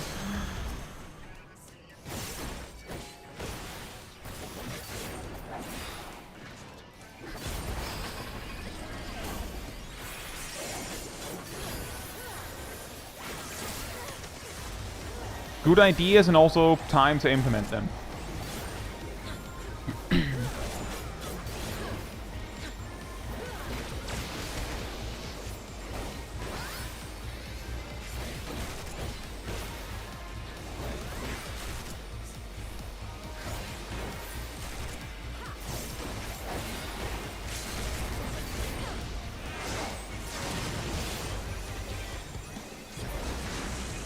Man! Man! Why you gotta do me like that?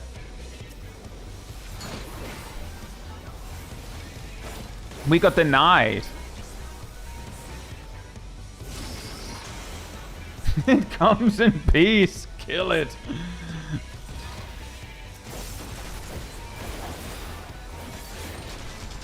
He's delivering more Uplander Doom, guys.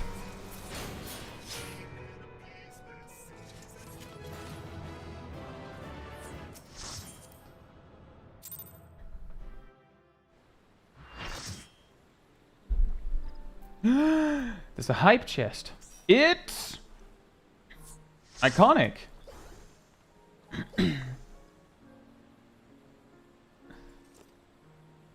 Iconic even. Valen says, I wonder why they put both Archer and Bard together. I would say that it, in D&D terms, it isn't very I think it's pretty common that bards end up using bows and such. I think that's like a big part of the inspiration. Good luck, Zav. I mean, it was still smart, Gazel. Very appreciated. It makes sense. That's all. Like, I just saw you suddenly had aggro. I'm like, did you just want to tank? Well, I don't mind, but okay. And then I saw I had like 4 stacks or something. I'm like, oh yeah, that is a thing. That makes sense. Doesn't matter whether it actually made a difference. I do think it makes sense if you see like a building debuff that like motivates tank switching. If you tank switch on me there, I'll just be like, okay. Bards often use rapiers and daggers in D&D, but they also often use bows.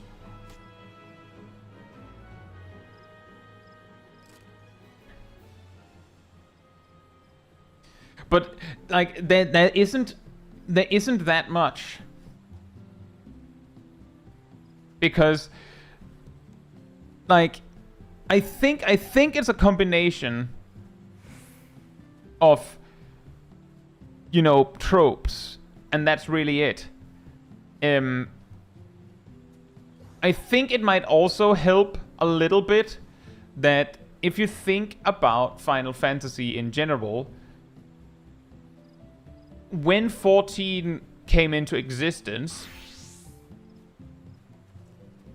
you can probably see that if they looked at potential weapons and the old style they were going with, like, it seems to be more open now. Like, for instance, Viper has double swords in a way, whereas Ninja has double daggers, but their weapons look very similar, right? But back then, I could absolutely see the meeting be, okay, we want an archer. What should the archer upgrade into? I don't know, but Bard could be cool. But does Bard have to use bow? Well, I mean, they're not going to use a rapier, are they? They could. Yeah, but Red Mage? Down the line? Red Mage is going to use rapier. We know this. 1,000,000%. Red Mage is probably going to feature. We can't use rapiers for Bard because it's taken. I could see that one.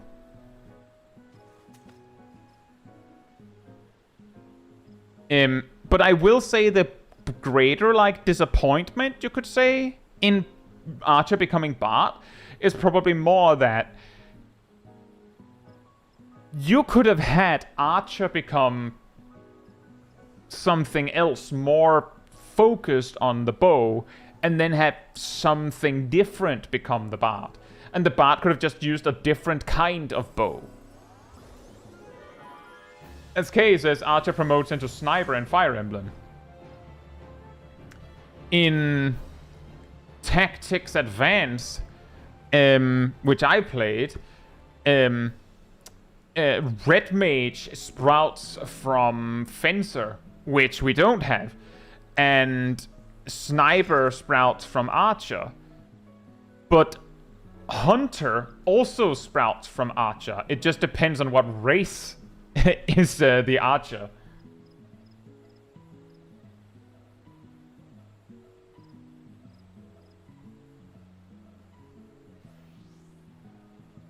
But there, like, the thing is, the story, if you actually pay attention to the story of the Archer Bard job, I believe it goes something like you start by, you know, learning Archer techniques, makes sense. And then, at, you know, level 30, you're told that this exceptional master archer has returned from being gone for a long time. And then you meet him, and he doesn't actually want to do archery. He just wants to play music. He wants to teach you music, magical music even, but he will not teach you very much archery.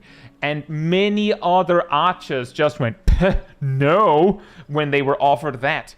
Which means that you, the Warrior of Light, the player character, was the one that went, I mean, there could be something there, and just went for it anyways.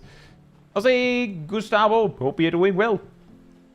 We did a Goku job, just throw Kamehameha all over the place. I mean, Monk kind of has a little bit of that. But basically, there is a little bit of a story explanation that this archer decided that he wanted to have a way he could support the team more than just shoot arrows. And musical magic made sense. I would also say a lot of the physical jobs have this kind of angle. Lancer, you're just doing basic like lance spear techniques, and then you become a dragoon and you start to incorporate this like kinda dragon, mostly jumping magic to boost your power. Pugilist, you're just doing punching techniques. But then you incorporate this chakra kind of magic into your power, and then you do fiery explosions and stuff.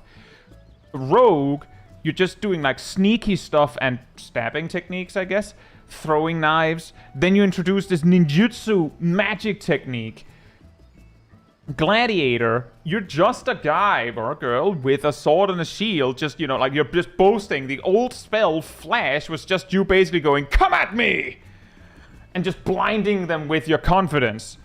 But then you become a paladin and you incorporate white magic into the mix. You're a marauder, you're kind of just doing like simple axe combat techniques, and then you use this rage, this berserker thing in you as a type of magic to empower yourself. Like every single physical job, or at least physical class, kind of builds like this. And Archer is also like a pretty physical thing. They use like poisons for their arrows, and then they go, well, could we do something else? And they go, we could use instrumental magic, we could use musical magic.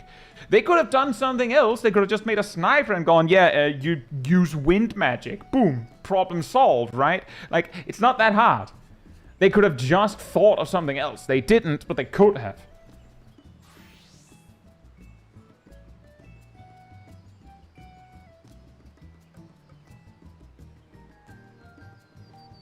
Isn't music magic also kind of wind magic? You know, that is an excellent point, Boomerman.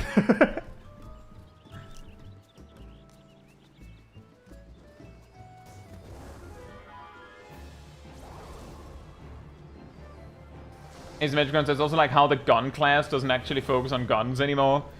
Yeah, as a matter of fact, it's very possible that if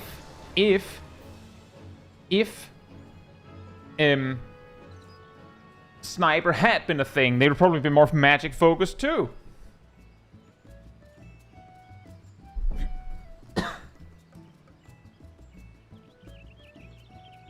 Anyway, if you would like to join me for Alliance Raids, Roulette, come on over to me.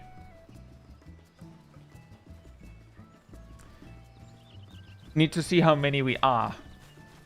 We'll probably have to make multiple groups.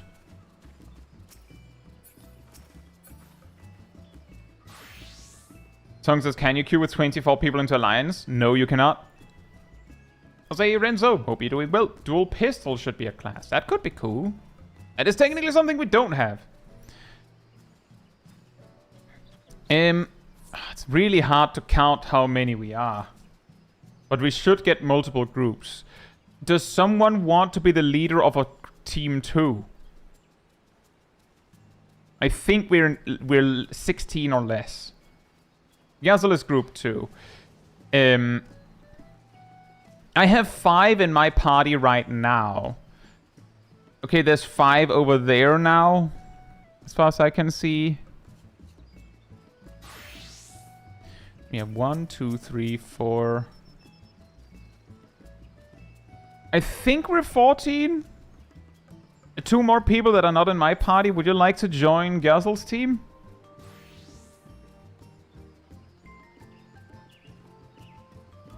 Gazel is over there. He's a Naomi goes.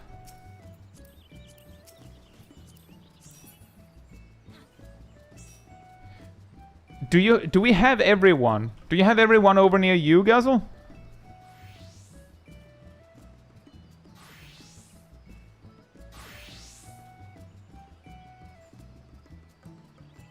Also, Gazel, to your question about the debuff on the boss we just did, I believe it increases magic damage taken, which matters because the boss's tank boss does magic damage. Welcome back, Rillian. And hey, Dazed Clutch. Hope you're doing well. Right, in that case, I will do a ready check. Make sure everyone, all 14 players, make sure to, with whatever job you'd like to play, just open the duty finder really quickly and make sure that it says that you qualify. Because you need to make sure that whatever job you're choosing is geared relative to its level. Now I'll do a ready check. Last time we did this, we had a problem where 2 or 3 times in a row, someone wasn't actually prepared.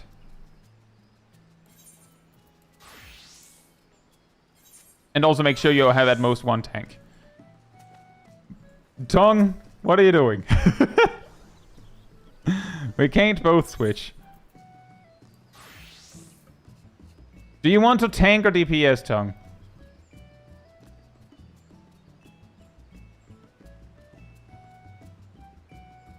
Well, I'd rather DPS then.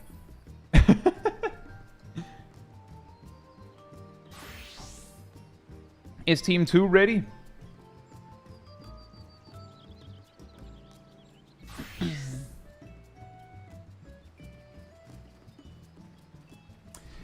We will queue when it says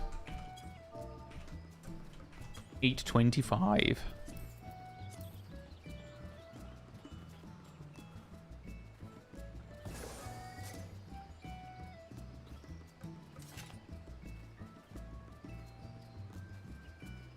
Devalen, they break guns with swords using explosions to vibrate their swords through the guns. By shooting blanks that go kapow.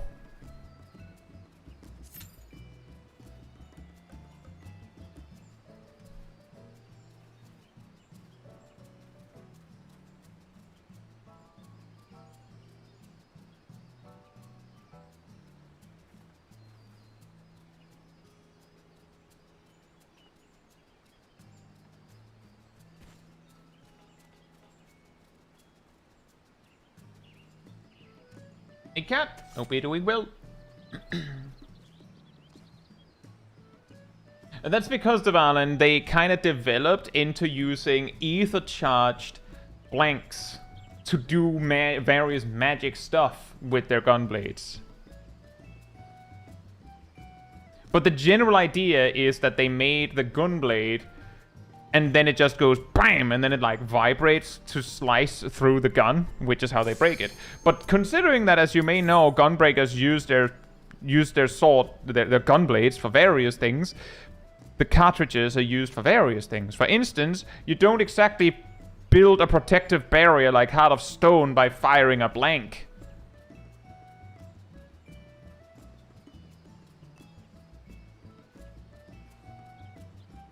Oh, I know that feeling, Naomi. Just in case I misunderstood. Just in case it works anyway. There isn't a downside to turning it on.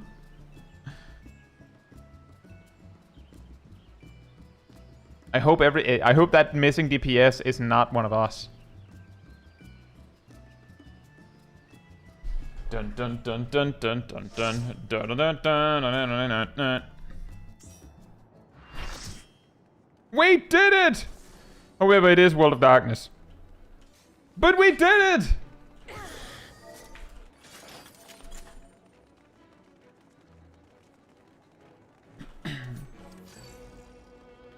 Dark Knight Limit Break 3 is pretty. It is. Hey, Endersack Boy, hope you're doing well. Is there a reason you have pet and companion names enabled? I turn them off and it's way easier for me to find names. For some reason, when I see this, I basically just see a background. Like, all of these don't exist. This basically gives them, like, a health bar, in a way. For me. That's the reason.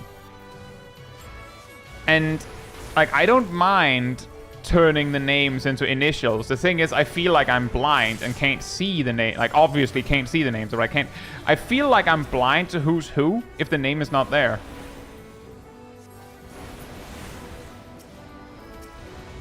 So that's why I prefer to have the information there. And I can see plenty with the names there. I have,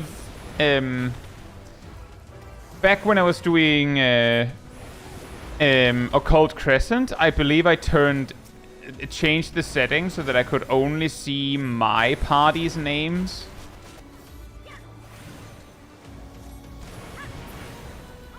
Because it was a little overwhelming. What's up, Illusionist? Hope you're doing well.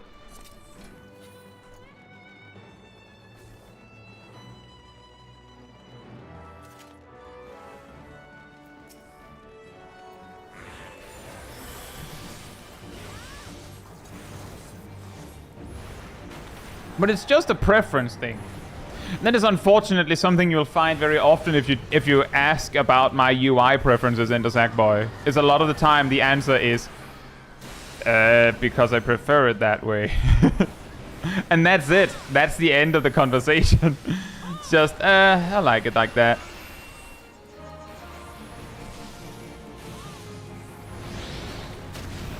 What was the last time you had the opportunity to use Black Mage Meteor? Like a couple of weeks ago, I think.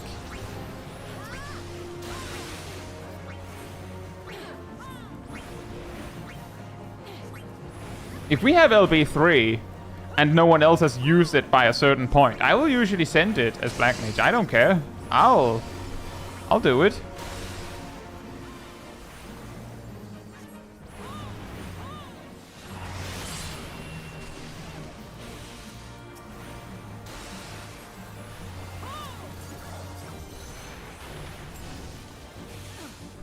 Tongue says time to tank, you'll be out of spite. I mean, you're welcome to. I'm not trying to steal the limit break. I'm trying to use it because no one else used it.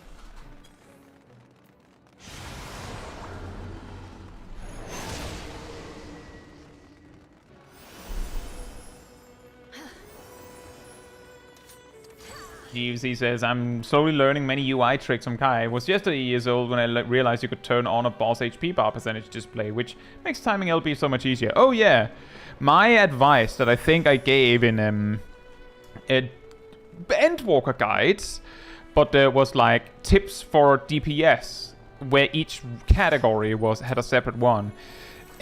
I basically suggested something in the ballpark of, if you have tank LB, if you have LB3 on hand and the boss passes 10% HP, around 10% is a good suggested timing, in my opinion, to use the melee LB. Because that way you're using it late enough that it is relatively unlikely that you'll be missing the limit break in case something goes wrong. That means you actually needed it for something else. And it's also early enough that if you forget, then the casters and range still have a chance to fix it a few percent later. I believe the recommendation I gave in those videos were, if you're ranged or mage, you send it at like 5 or 6%. Because if you wait any longer, you're not gonna, like, it's not gonna finish. Of course, also depends on the boss. Some bosses you'd have to do it on 20% to make it.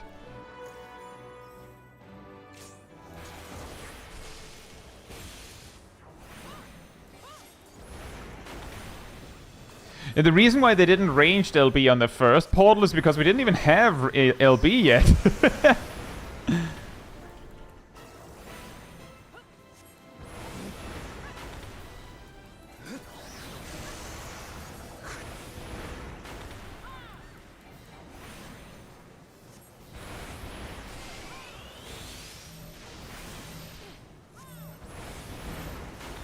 And splat.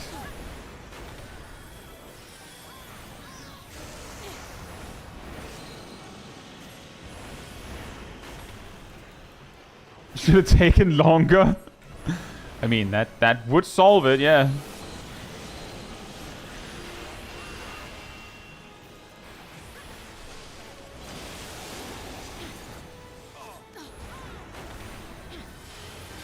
Ugh.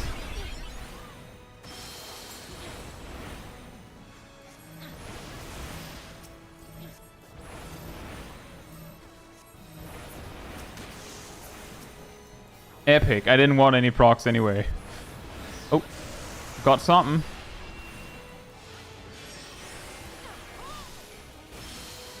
Pew.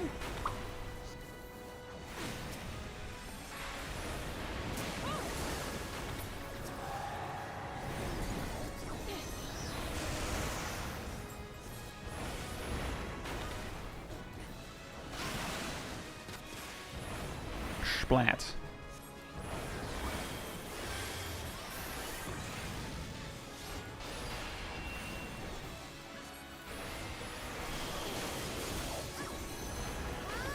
Run! Run away! Slowly!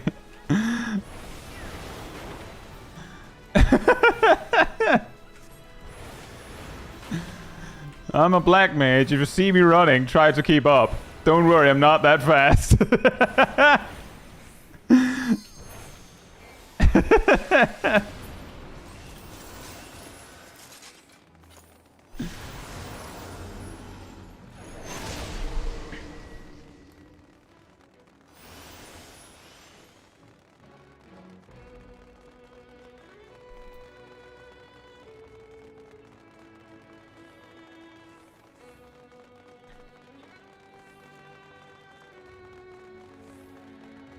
Oh, someone has markers.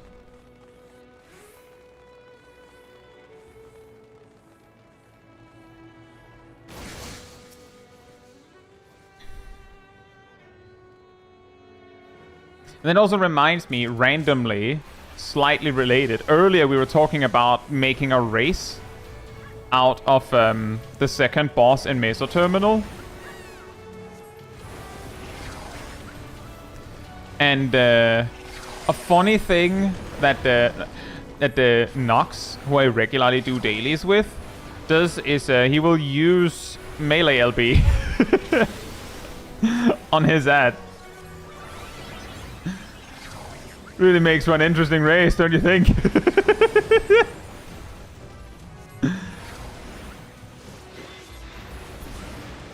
Oh. Wow. That was fast. Good luck, Taldemar.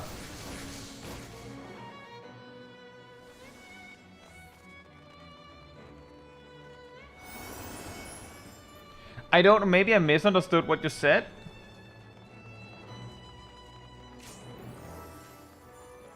I mean, in the sidebar, you did say that you turned off player names, didn't you?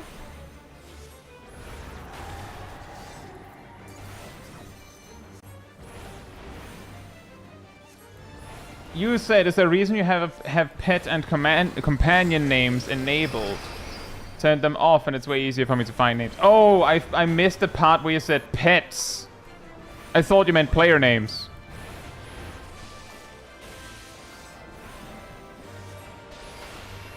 I don't know why I did that.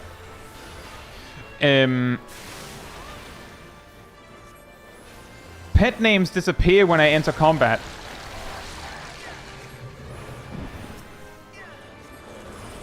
So I didn't even consider it an option that that's what you meant, as you can hear.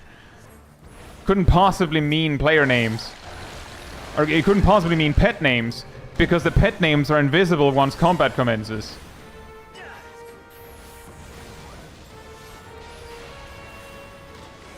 So sorry for the misunderstanding.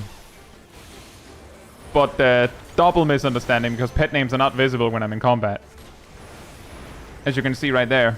Pet right there. No name.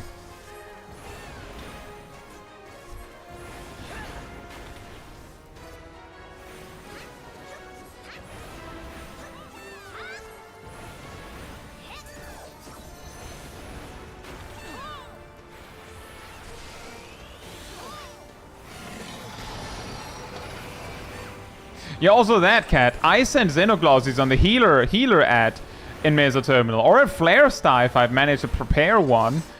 I'll slam it to help. So it's a very lopsided race.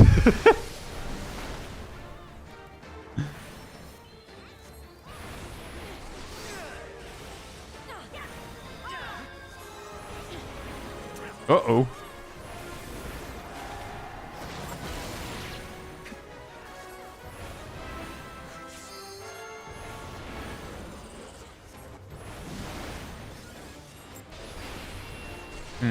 Bad order.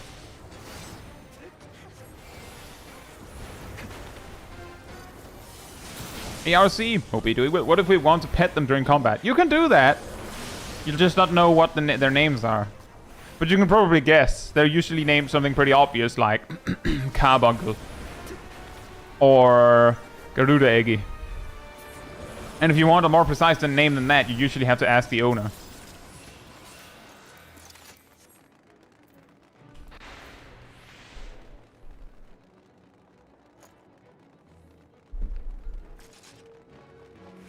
I say, Grim Raven, hope you're doing well.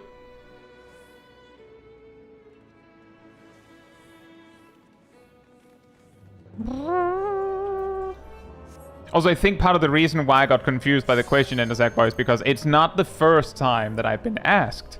Why do you have all the names on display? Can you even see anything? And yeah, the answer is I can. So that's why I assumed it was player names you meant.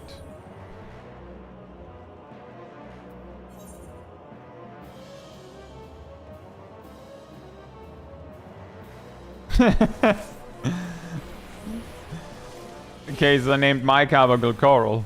Fantastic. Ah! No! Not me! My uptime, though.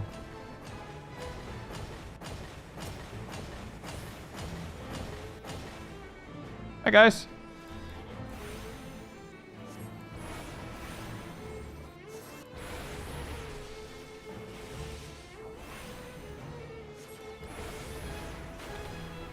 I'll say I think that's the first time I've been targeted by that mechanic in actual years. Like, if you've ever sat there wondering why some player doesn't understand how to deal with a mechanic that targets an individual in some form or another, that is usually the reason. Like, how would they know? They've never been targeted by the thing before.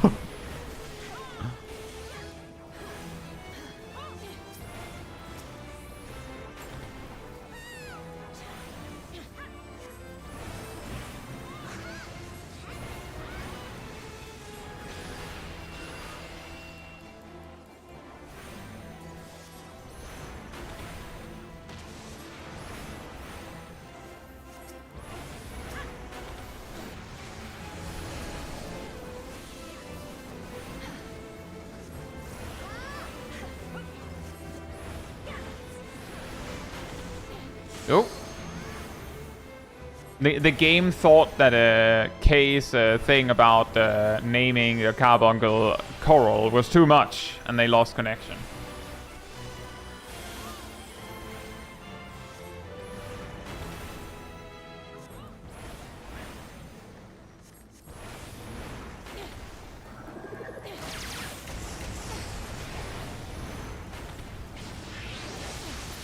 No! The LB was too late. Now we have to do one whole extra mechanic, guys. How could you?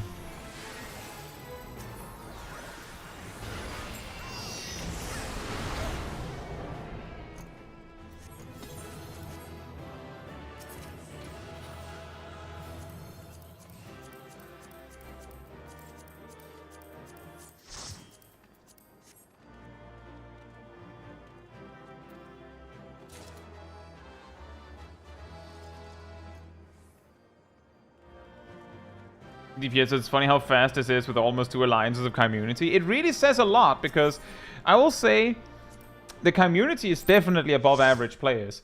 It's not like god tier players, but we're all pretty solid players. And how big of a difference that makes on how fast you can do something like an alliance raid. It's pretty wild. Anyway, I'll be right back, and then we'll probably look to do heavyweight, normal reclears.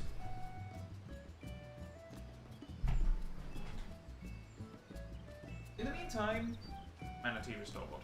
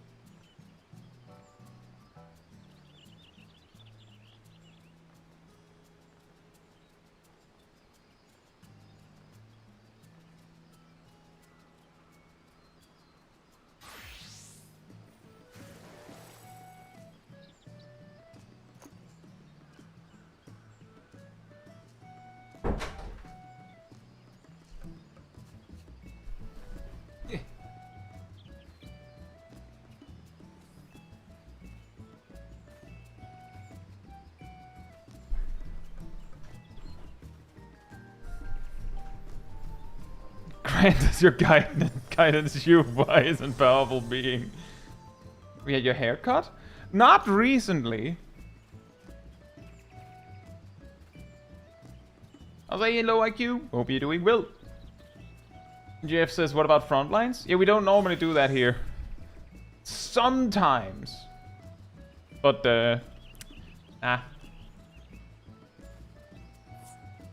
And the Sackboy says, I've set it so non-party members only have HP bars when in combat. Yeah, that's what I did in Occult Crescent, because the amount of names made it difficult to see mechanics. But normally I have all of the names, because as I was explaining, basically, due to basically having like almost my brain trained to look for bars and like UI elements, this looks like a background. Like, this is a unit, these are units, that doesn't exist. In a combat setting, that person, which is Shaq, is invisible. To me. So that, if they could only see their HP bars when they have taken damage, then they're invisible unless they've taken damage. Which I think is not a very good idea. Now Shaq is back. Back exists again. Shaq exists again. That was a very nice outfit, Shaq. I like the pink and the black. It looks shorter today. I think I've just combed it in a specific way. As if by chance. It was actually just because Shaq stood a little bit out of the group.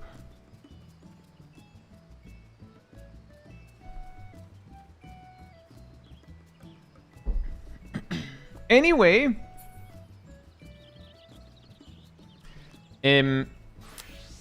who's actually up for heavyweight normal rig clears? Can you come over to me? See how many we are to start.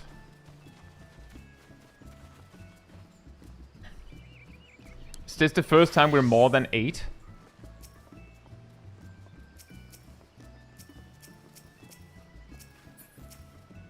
I think we're exactly 9.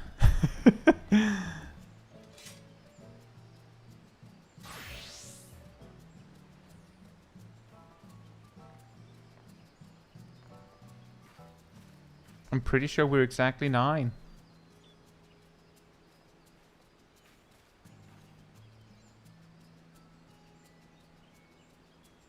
Hey, day keyboard. Hope you're doing well. Why did we leave Kai out? I mean, I can queue alone if you want.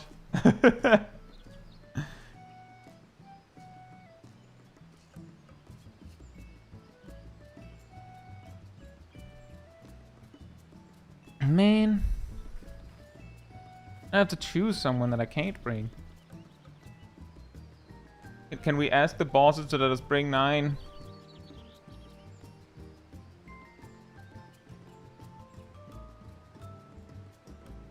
Time to choose your least favorite. Fair enough. That does solve things. Unless Kai has miscounted because he forgot to count himself.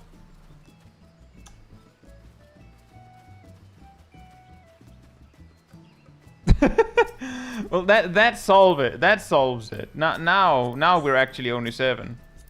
Now we're only 7.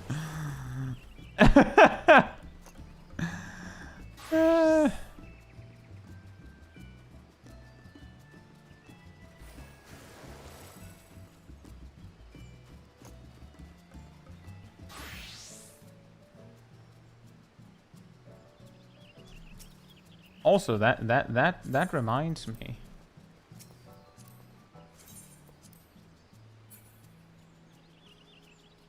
You know, Ilya has a lot of characters, but I know those are mains, I'm pretty sure. Over there.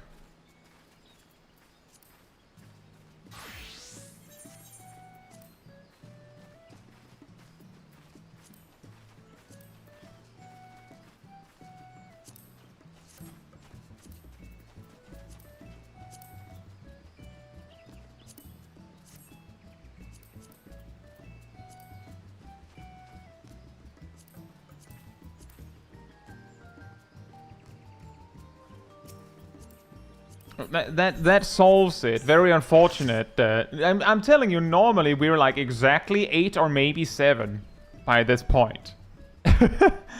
I really do wish I could bring everyone, as I always say.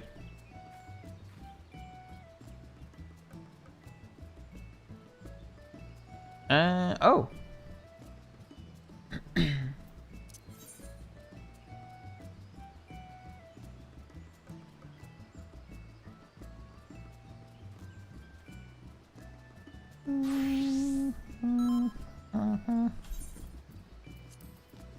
Yeah, I counted that we were 9, and then turns out we were 10. Mizunashi is making a second group, guys.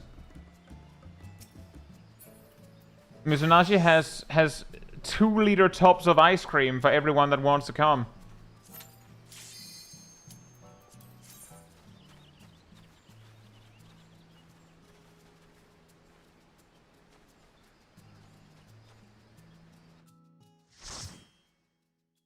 Ice cream, I mean, he's hands out a lot of ice cream. Don't know what to tell you.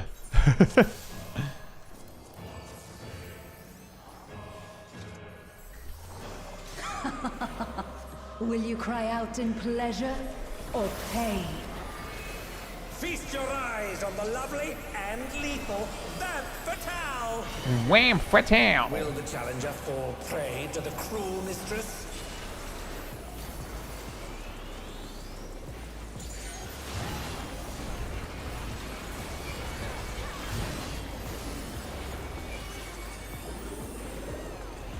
Come, my pets.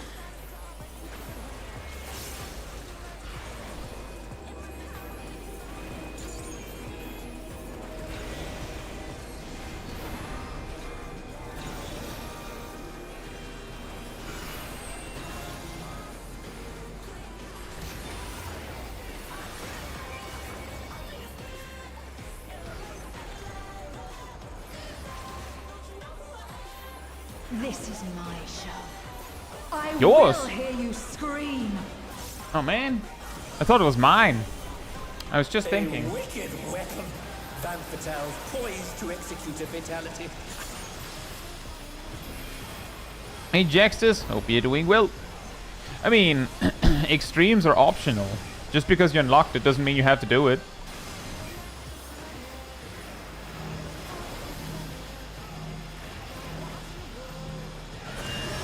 You will become a stain on this ring.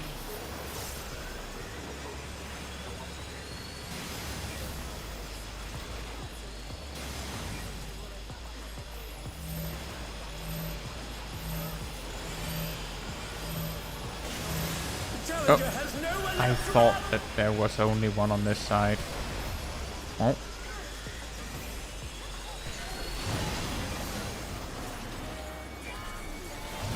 No, I didn't mean to do that. I wanted to mana font.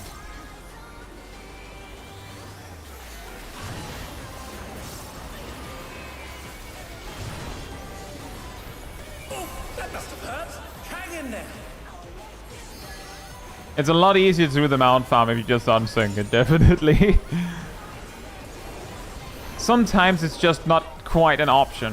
Like if you're like interested in getting those horses when you're lower level, then you kind of have to get a friend to help you, or you know, do it synced, which I don't recommend, just because it's gonna take a really long time. If it was a guaranteed drop, I would be more like, yeah, go for it. Probably not that many that will roll on it when you get the kill. You just go for it. Of their ether. But synced mount farms on older content like that, I feel like will get very stale very quickly.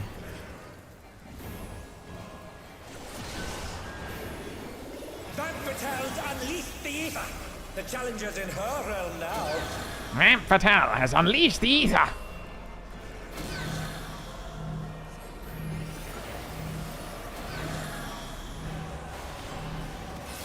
The ether.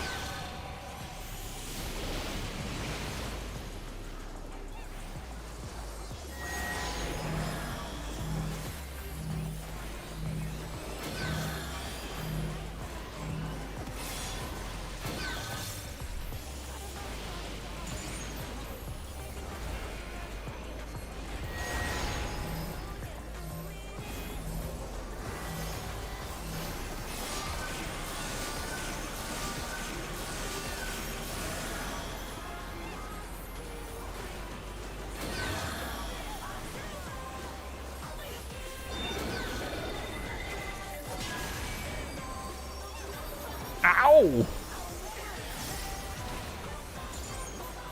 You are a stubborn one, but it is not too late to beg for mercy. The spectacle of slaughter resumes.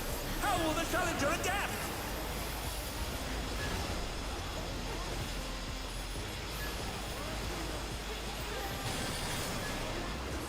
It's a veritable reign of death!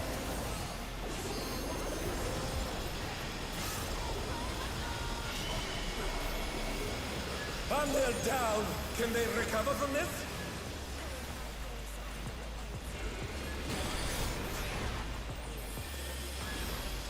Oh, they're up!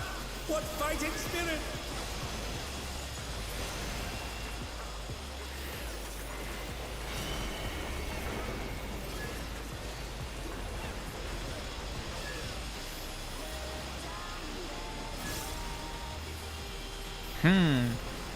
Yeah, Katsusaga, hope you're doing well. I think it's been a bit.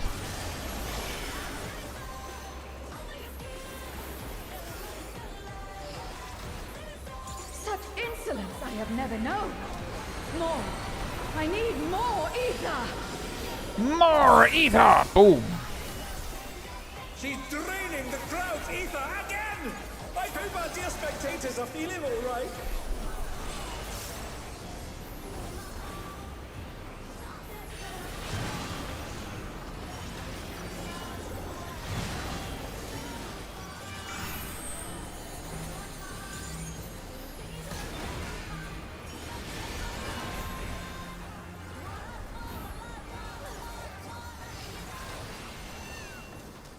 In pain lies pleasure. She's unleashed even more ether! How will this end? Alright, that's a thing.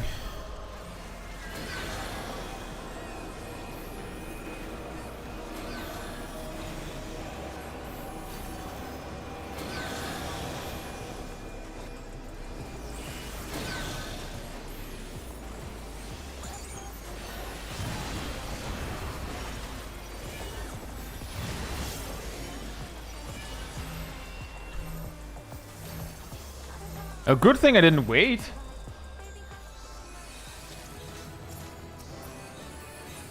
If I had held my ley lines until it was safe to do, then I would have just lost the opportunity altogether.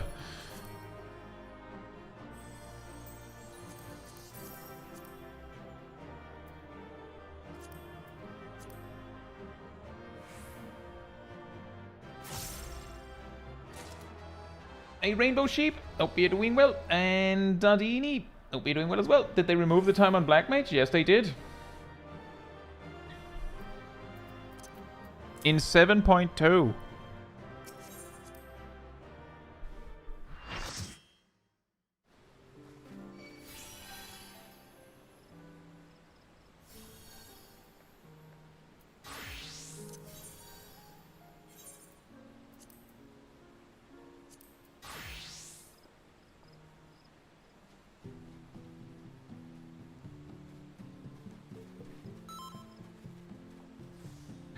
If you're interested in the greater details of it, Danini, not only do I have a Black Mage guide updated for 7.2 on the channel, but I also have 2 different videos dedicated to like the random shenanigans and tricks you can do with the job now.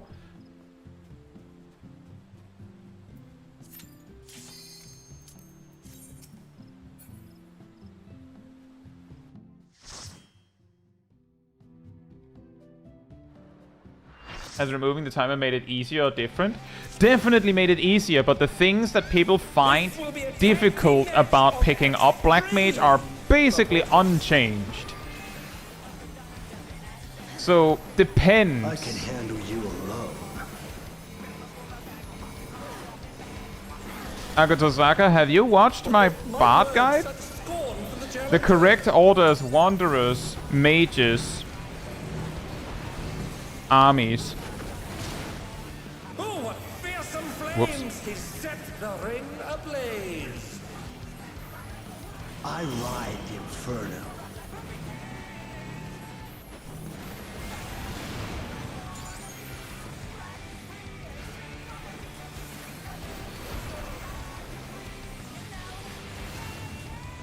I'm not saying that you had to have watched it, but the answer is in that guide. It's not really up for debate, Agutosaka. The at higher levels, or rather at all levels, I'll wipe you out. Wanderers is stronger. And it's not close. No, I know that you're not trying to debate. I'm saying that it isn't close. Wanderers wins. Blues lost his cool. He's tagging in. And the reason why I'm saying that is because you asking if Mages or Wanderers is better suggests that you're making the common mistake of saying, well, one proc of Mage's Ballad is 180 potency when it's half that, because you only get half a proc. If I recall correctly, one Mage's Ballad proc is worth 90 potency, while one Wanderer's Minuet proc is worth, at worst, 100. And if you get the full 3 stacks, then one proc is technically worth 120. I'm not saying that you're trying to debate. I'm saying that it isn't up for debate. Like it's not a close call. It's Wanderers is better. What a drag. Let's do this together, bro. Both brothers have entered the ring. Oh, that's grounds for disqualification. They don't fight alone either, so it's only fair. The extremes fight as one. Hey Samcat, hope you're doing well, and thank you so much. I'm glad to hear that.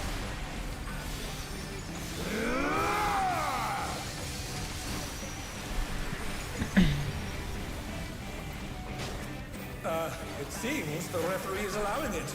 It's double trouble for the challenger. We're just getting started.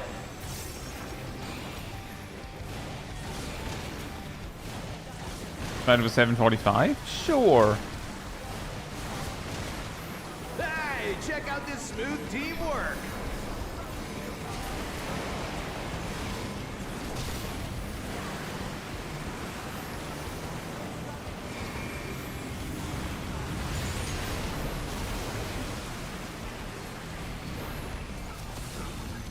The brothers have I'm saying sure like that because I mean it's fun content.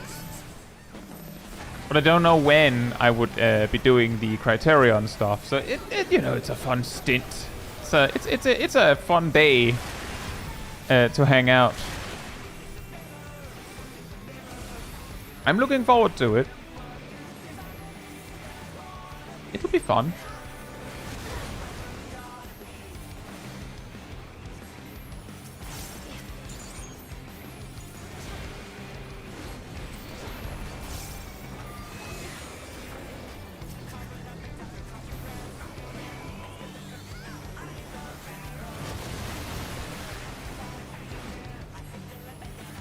I've been saving this trick just for you.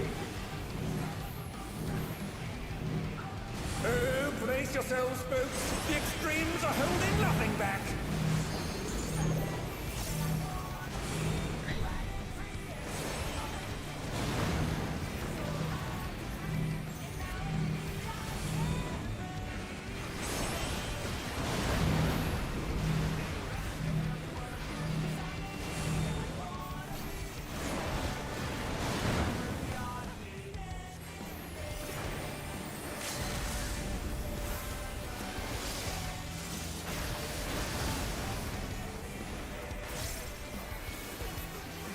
Ooh, overlap. Take this!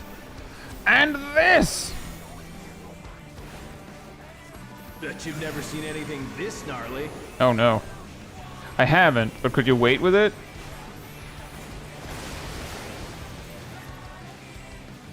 And they dance out of the way unharmed. Unbelievable! I ride the Inferno.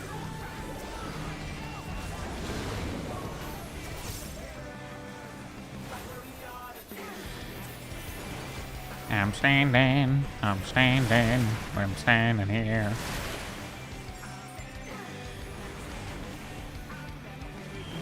I'm standing, we're standing, we're standing, we're standing here. Uh-oh. Ah! I'm just gonna leave. Screw you guys. Ow! Why? That was right in my face. You can run over it, it's okay. The fire, not my head. Please don't run over my face, guys.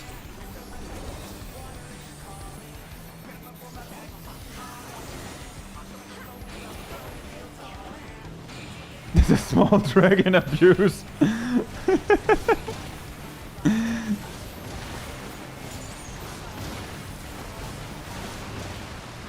If there ain't a wave to ride, just make one yourself. Well, that wave is gonna stay unanswered. It's all over. Until next time. Oh, we're standing here. The good music.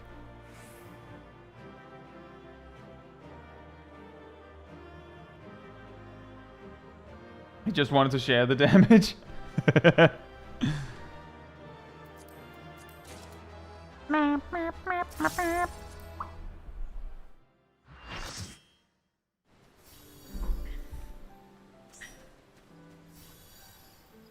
Alright, Saga. It is a common mistake with the Mage's Ballad and Wanderer's Minuet, because especially if you're looking at the higher level versions, Heartbreaker is like 180 potency. So it looks like everything is like, oh, it's way better than Wanderer's Minuet, but then like it only gives you half of a Heartbreaker when you get a proc.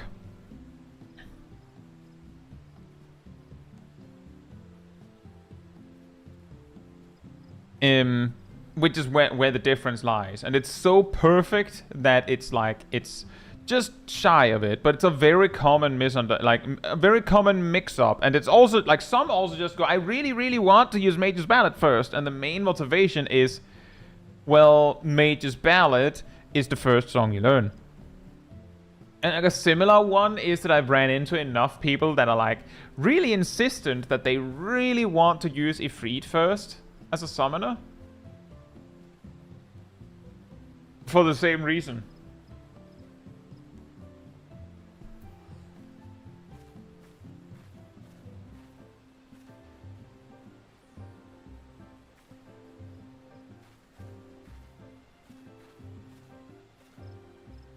And when it comes to dungeons and such with Bard,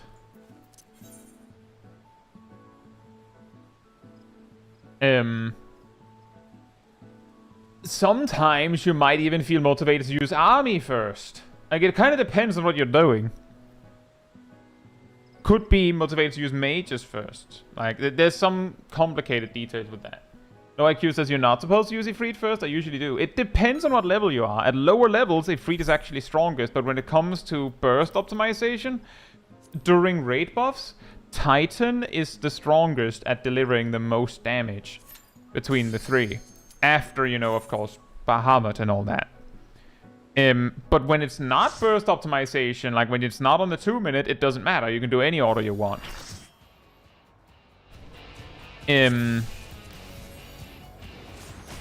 At long last, the decisive And yeah, as Tung also said, a common problem is you can flail, tantrum, cry and scream as much as you want. Ifrit has to go where Ifrit can be used, and if the only safe time to use Ifrit, happens to be during the 2 minute burst, then guess what? Ifrit goes in the 2 minute burst. On this special occasion, Ifrit goes in the 2 minute burst. Because he doesn't go anywhere else, because he can't go anywhere else.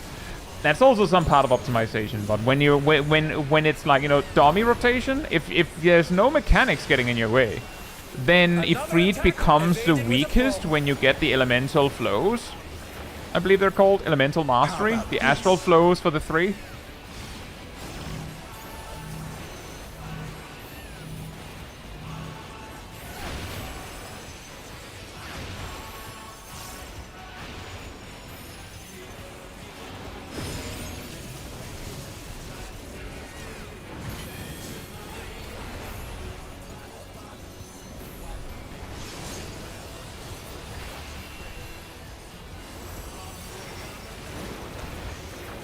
Behold, the essence of martial mastery. Yeah, at low levels, like before you get the elemental mastery things,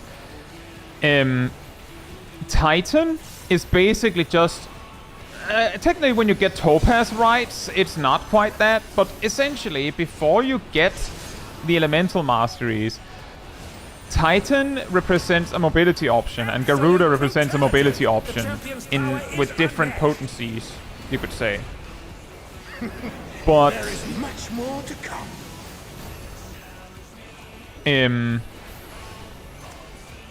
Once you get the elemental masteries,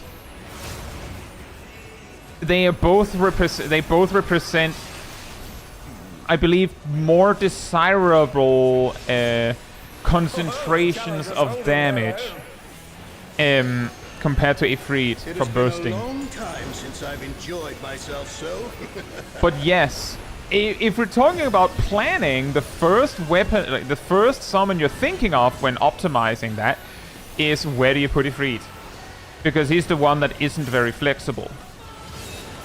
But when you're talking about optimizing damage, the question is, can I put Titan there? Is it okay if I put Titan in buffs? Oh, it's tyranny time, folks. He knows no mercy, and he's never tasted defeat.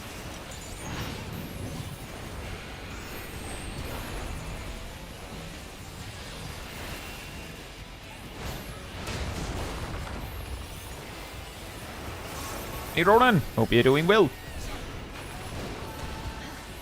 No more holding back. What would be a good way to test the damage I'm doing and comparing it between them for level 50? Oh, that's a hard one. If you've seen my level 1 to 50, like if you've seen the level 1 to 50 sections on some of my guides that, you know, feature jobs that start at level 1, you'll see that when I'm demonstrating a level 50 rotation, I sometimes straight up just find a random boss fate and just try my best to make it work. Such ferocity! The champion is ruthless indeed. If you are actually level 50, then just find a striking dummy. Absolute. I will not lose. If you're not actually level 50, then if the job doesn't have any like distinct actions that are like changed dramatically at level past 50, then I would say just practice with the level 60 striking dummies and just use the level 50 rotation. Just act like you don't have the buttons. But some jobs just can't do that. For instance, Summoner will have Dreadworm Trance, which will cause some problems there.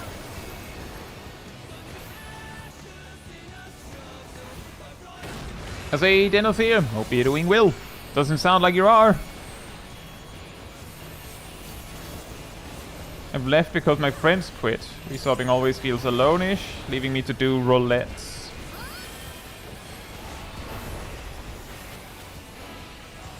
And just log off. And that's a difficult one. The best you can do is, like, if you want to get back into 14, is, not even joking, the best you can do is find new friends.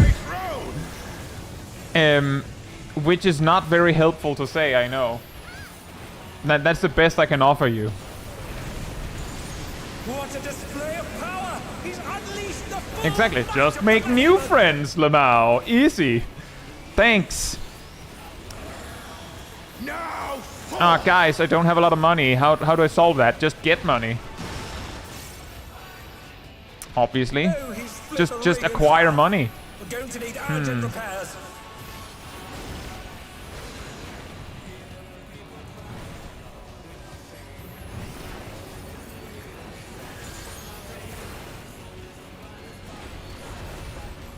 If you're blind, just see.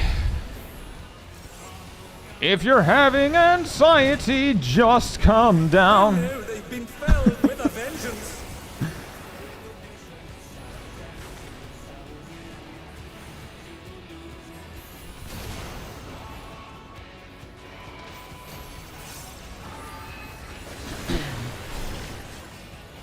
And they're back in action. But yeah, one thing you can do is try to find a community to play with. For instance, you know, this group here, all of you awesome people, as we call the community, sometimes play together.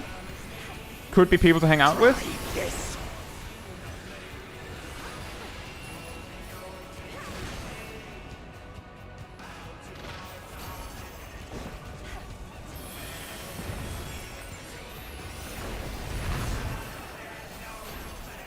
Yeah, basically, Ronan, if you want to practice the level 50 rotation, the answer is essentially good luck, maybe do a duty. Which isn't very helpful. I have actually brought that up before. I wish you could just customize what level you got synced to for Striking Dummy in Stone Sky Sea. That would be really nice. Just for showing, just for demonstrating purposes. Yeah, Aerodel posted a link to the community if you're interested, Denethia.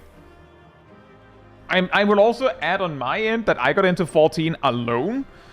And the few times I've tried to convince friends to join, they've like dropped the game without getting very far. So I've just been used to, well, the people you play 14 with are people you find in the game. Hey Stainless, hope you're doing well. And yeah, exactly, that's the problem. That is the problem. The reason why I brought it up, Stainless, is because you can't level 50, you can't anything lower, you can't anything between.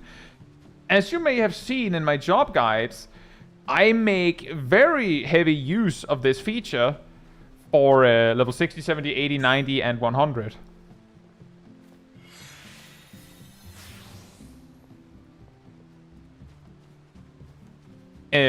But I wish you could just choose a level. That would be awesome. Oh. Well, now we're back to 7.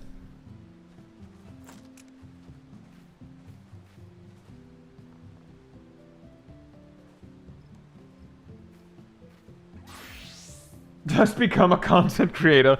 To be fair, Saga, I have told this story before, but I originally started making guides to help a friend.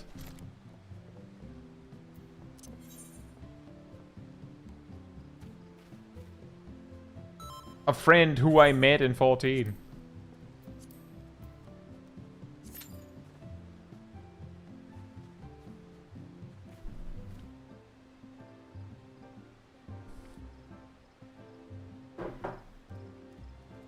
And yeah, exactly, really. And now the guides help more friends.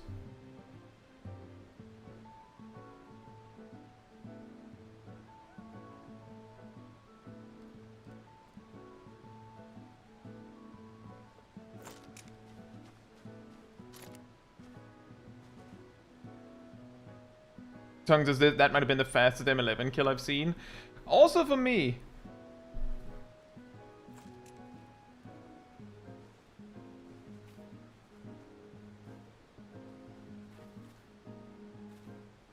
Yeah, the reason why I just queued us as 7 is because I know that the people that we didn't get to bring made a second party. I'm not gonna break that.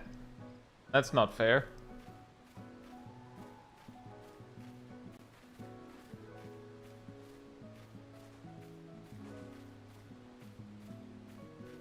You let someone in Novice Network? No.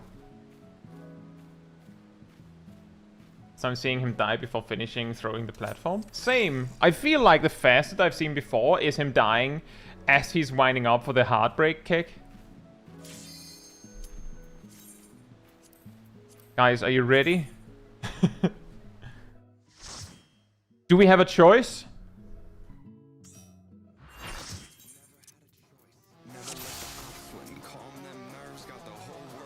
The president must pay for his crimes. Give him what for, champion!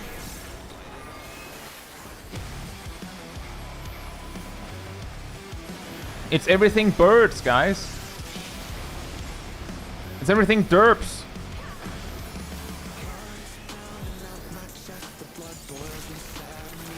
Everything yearns for the mines. His arm has a life of its own. Wabam! Is the power of the mythical Fun fact, he always cleaves the right side with that mechanic at the start. This mechanic, however, is less predictable. arm is slithering out. Oh, that's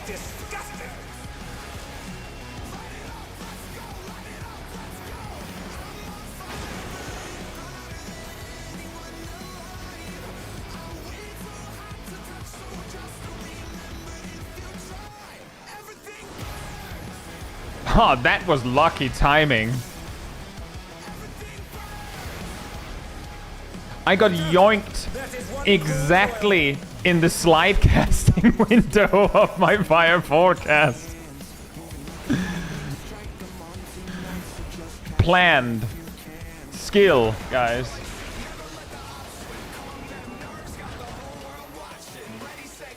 Another attack evaded with a bomb. Also, hey, King. Hope you're doing well. Everything burns.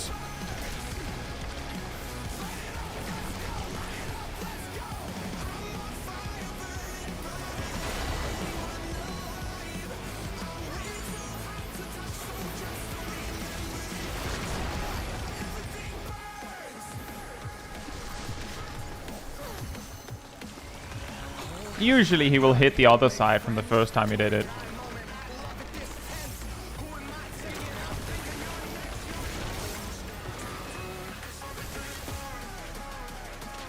Once again, they slip beyond their opponent's reach.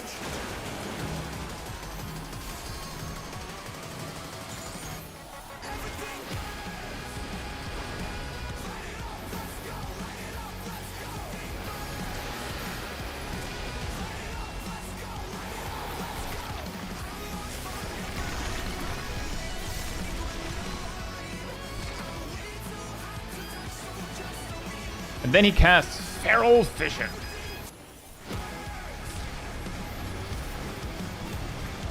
His arms are snaking round the ring. What's he planning? Guitar time. Does that mean you're going, Boomet?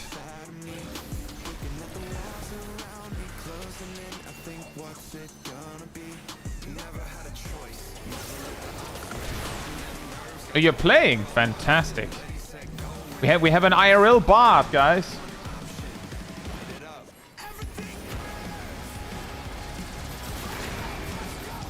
Oh no! The gore has latched onto the champion! Oh no. Don't panic! Oh no, that's a long run. No! My short lizard legs!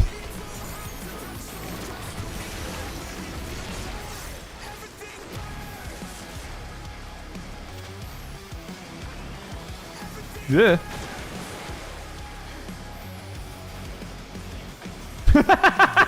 Fantastic, Tongue. Perfect.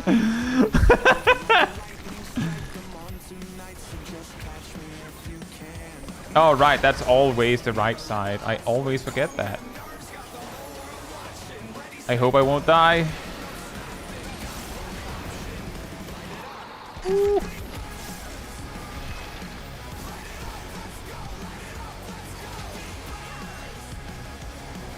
What do you do next, buddy? That's not quite long enough. I can't remember. What do you do next? Is it a cruel coil again, or what is it? Yes, it is.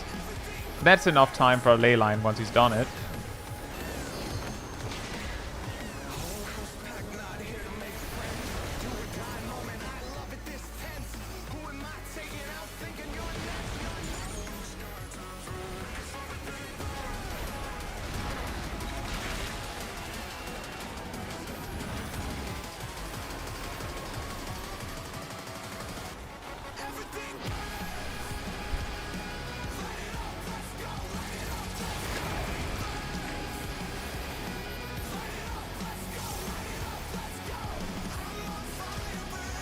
I thought I pressed Surecast. I didn't.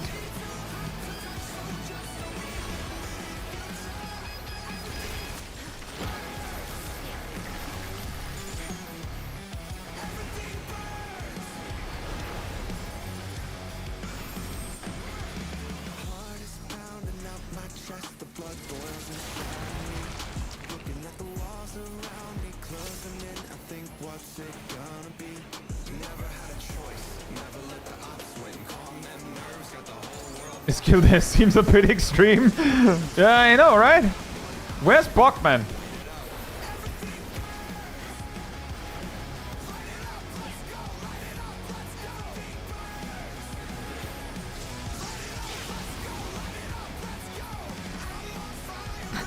He died right as I hit him with a 1 damage auto attack, guys. Can't believe they reused the guild test music for this fight. Ace is a mage. What the? Regeneration be out of control?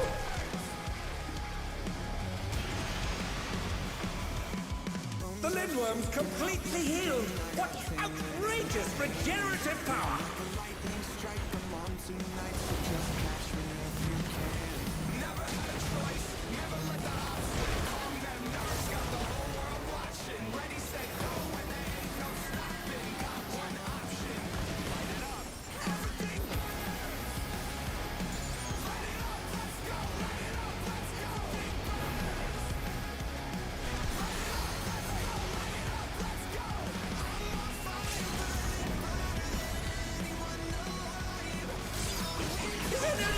Regenerative capacity. There is limits. It's around this much.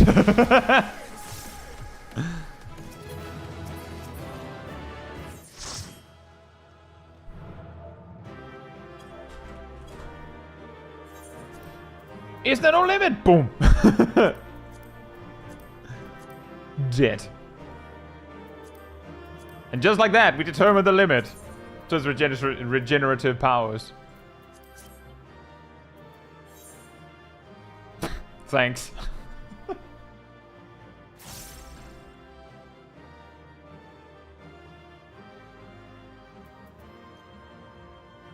I won't lose. I won't, dice. The brute bomber is getting desperate. Oh. Is there no limit? Sam limit breaking in the corner. I feel like I've seen a weak spot. Pretty sure there's something here.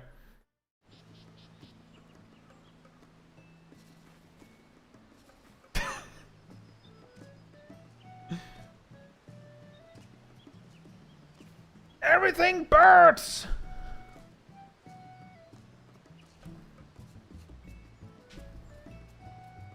The brute bomber is dead.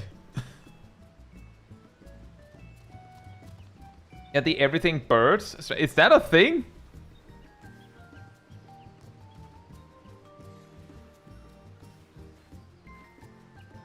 Everything burns.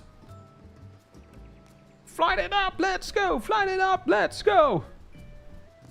I'm a flyer, birding higher than anyone alive. I'm way too high to touch. So just remember when you try. Everything burns.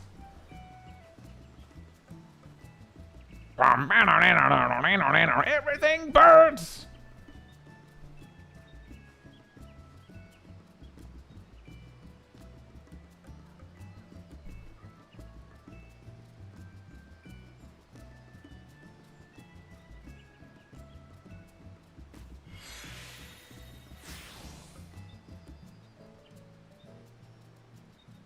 Also fantastic. What does that say?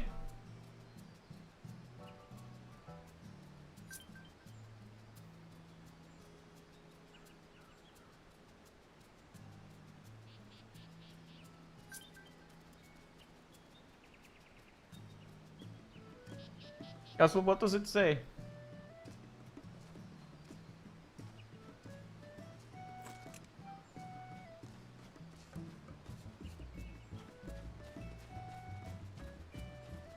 Will we never learn what it says? There's something about conjurers. Talking about broccoli.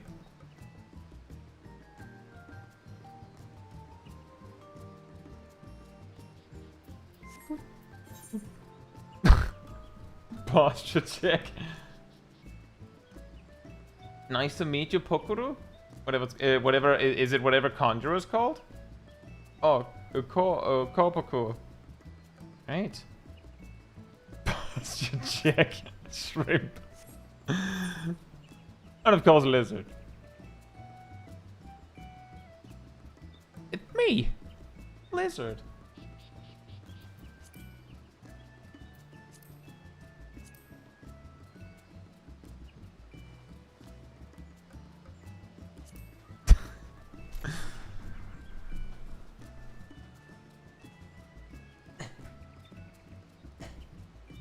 Alright guys, it's time to game.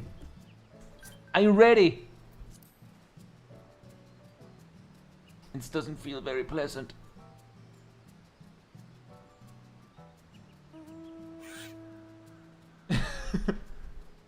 Maybe I'd do it like this. Alright guys, it's gamer time.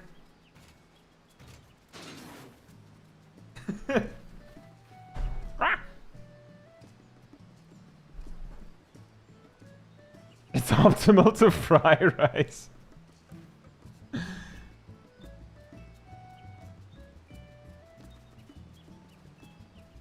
Is that cat about tank?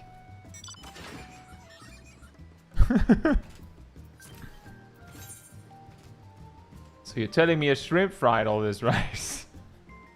Food check. To be fair, DPS, that can happen.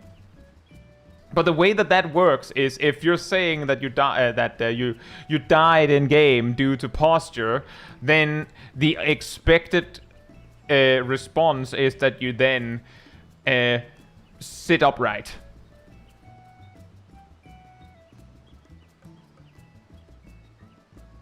You know, easily solved.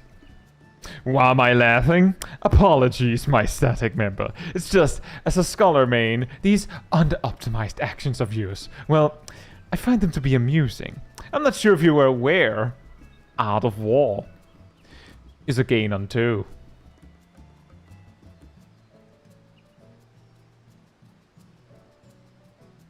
And 1 if you don't even have broil.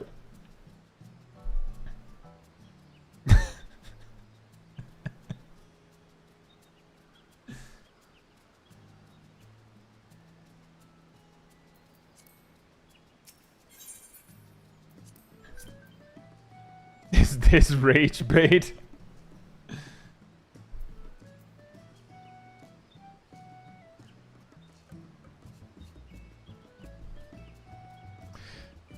It's like the Velociraptor of the olden days.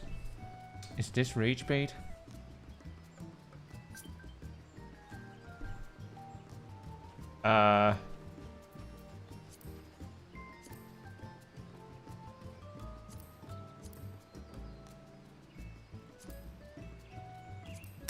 Right, fantastic. Oh, I like how there's like an explanation page as well. We have a EX3 mechanics, guys. Anyone need some earth phase? And this.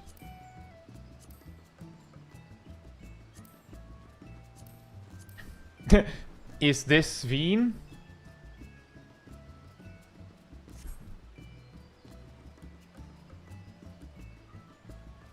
Anyway, we did the thing. We actually got through everything I had planned. Oh, and guys, double extra points. I didn't even overcap my tomes without checking. I started with over 1,000, and I didn't even look. Although I do know that doing those dailies we did usually gives like 750.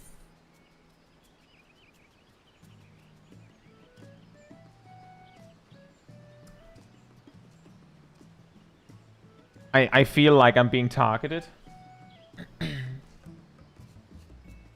Specifically by a spread marker of some sort. Like an circle AoE. I just put down my ley lines. And now you're doing this to me.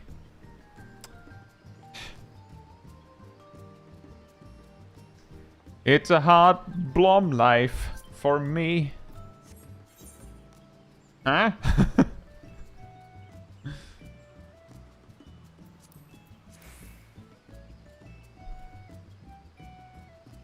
Yeah, anyway, we got the things done, and we actually got it just about in time.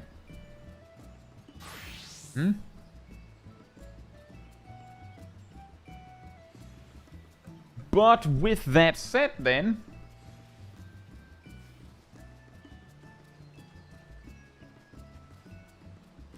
Can he fix his notes? Can he fix his things? It takes him a while to fix his things. If you would like to be part of Discord community server, there's a link right there in the chat. There you will find the weekly schedule where you can see what else is coming up in the coming days. I usually updated Sunday or Monday. You'll also find the announcement room with links to videos and streams, and open them out. And if you grab the reminder roll in the role assignments room, you'll get a notification whenever I post a video or stream. So it's an extra run around 15 minutes before stream starts. You can catch it right when we go live.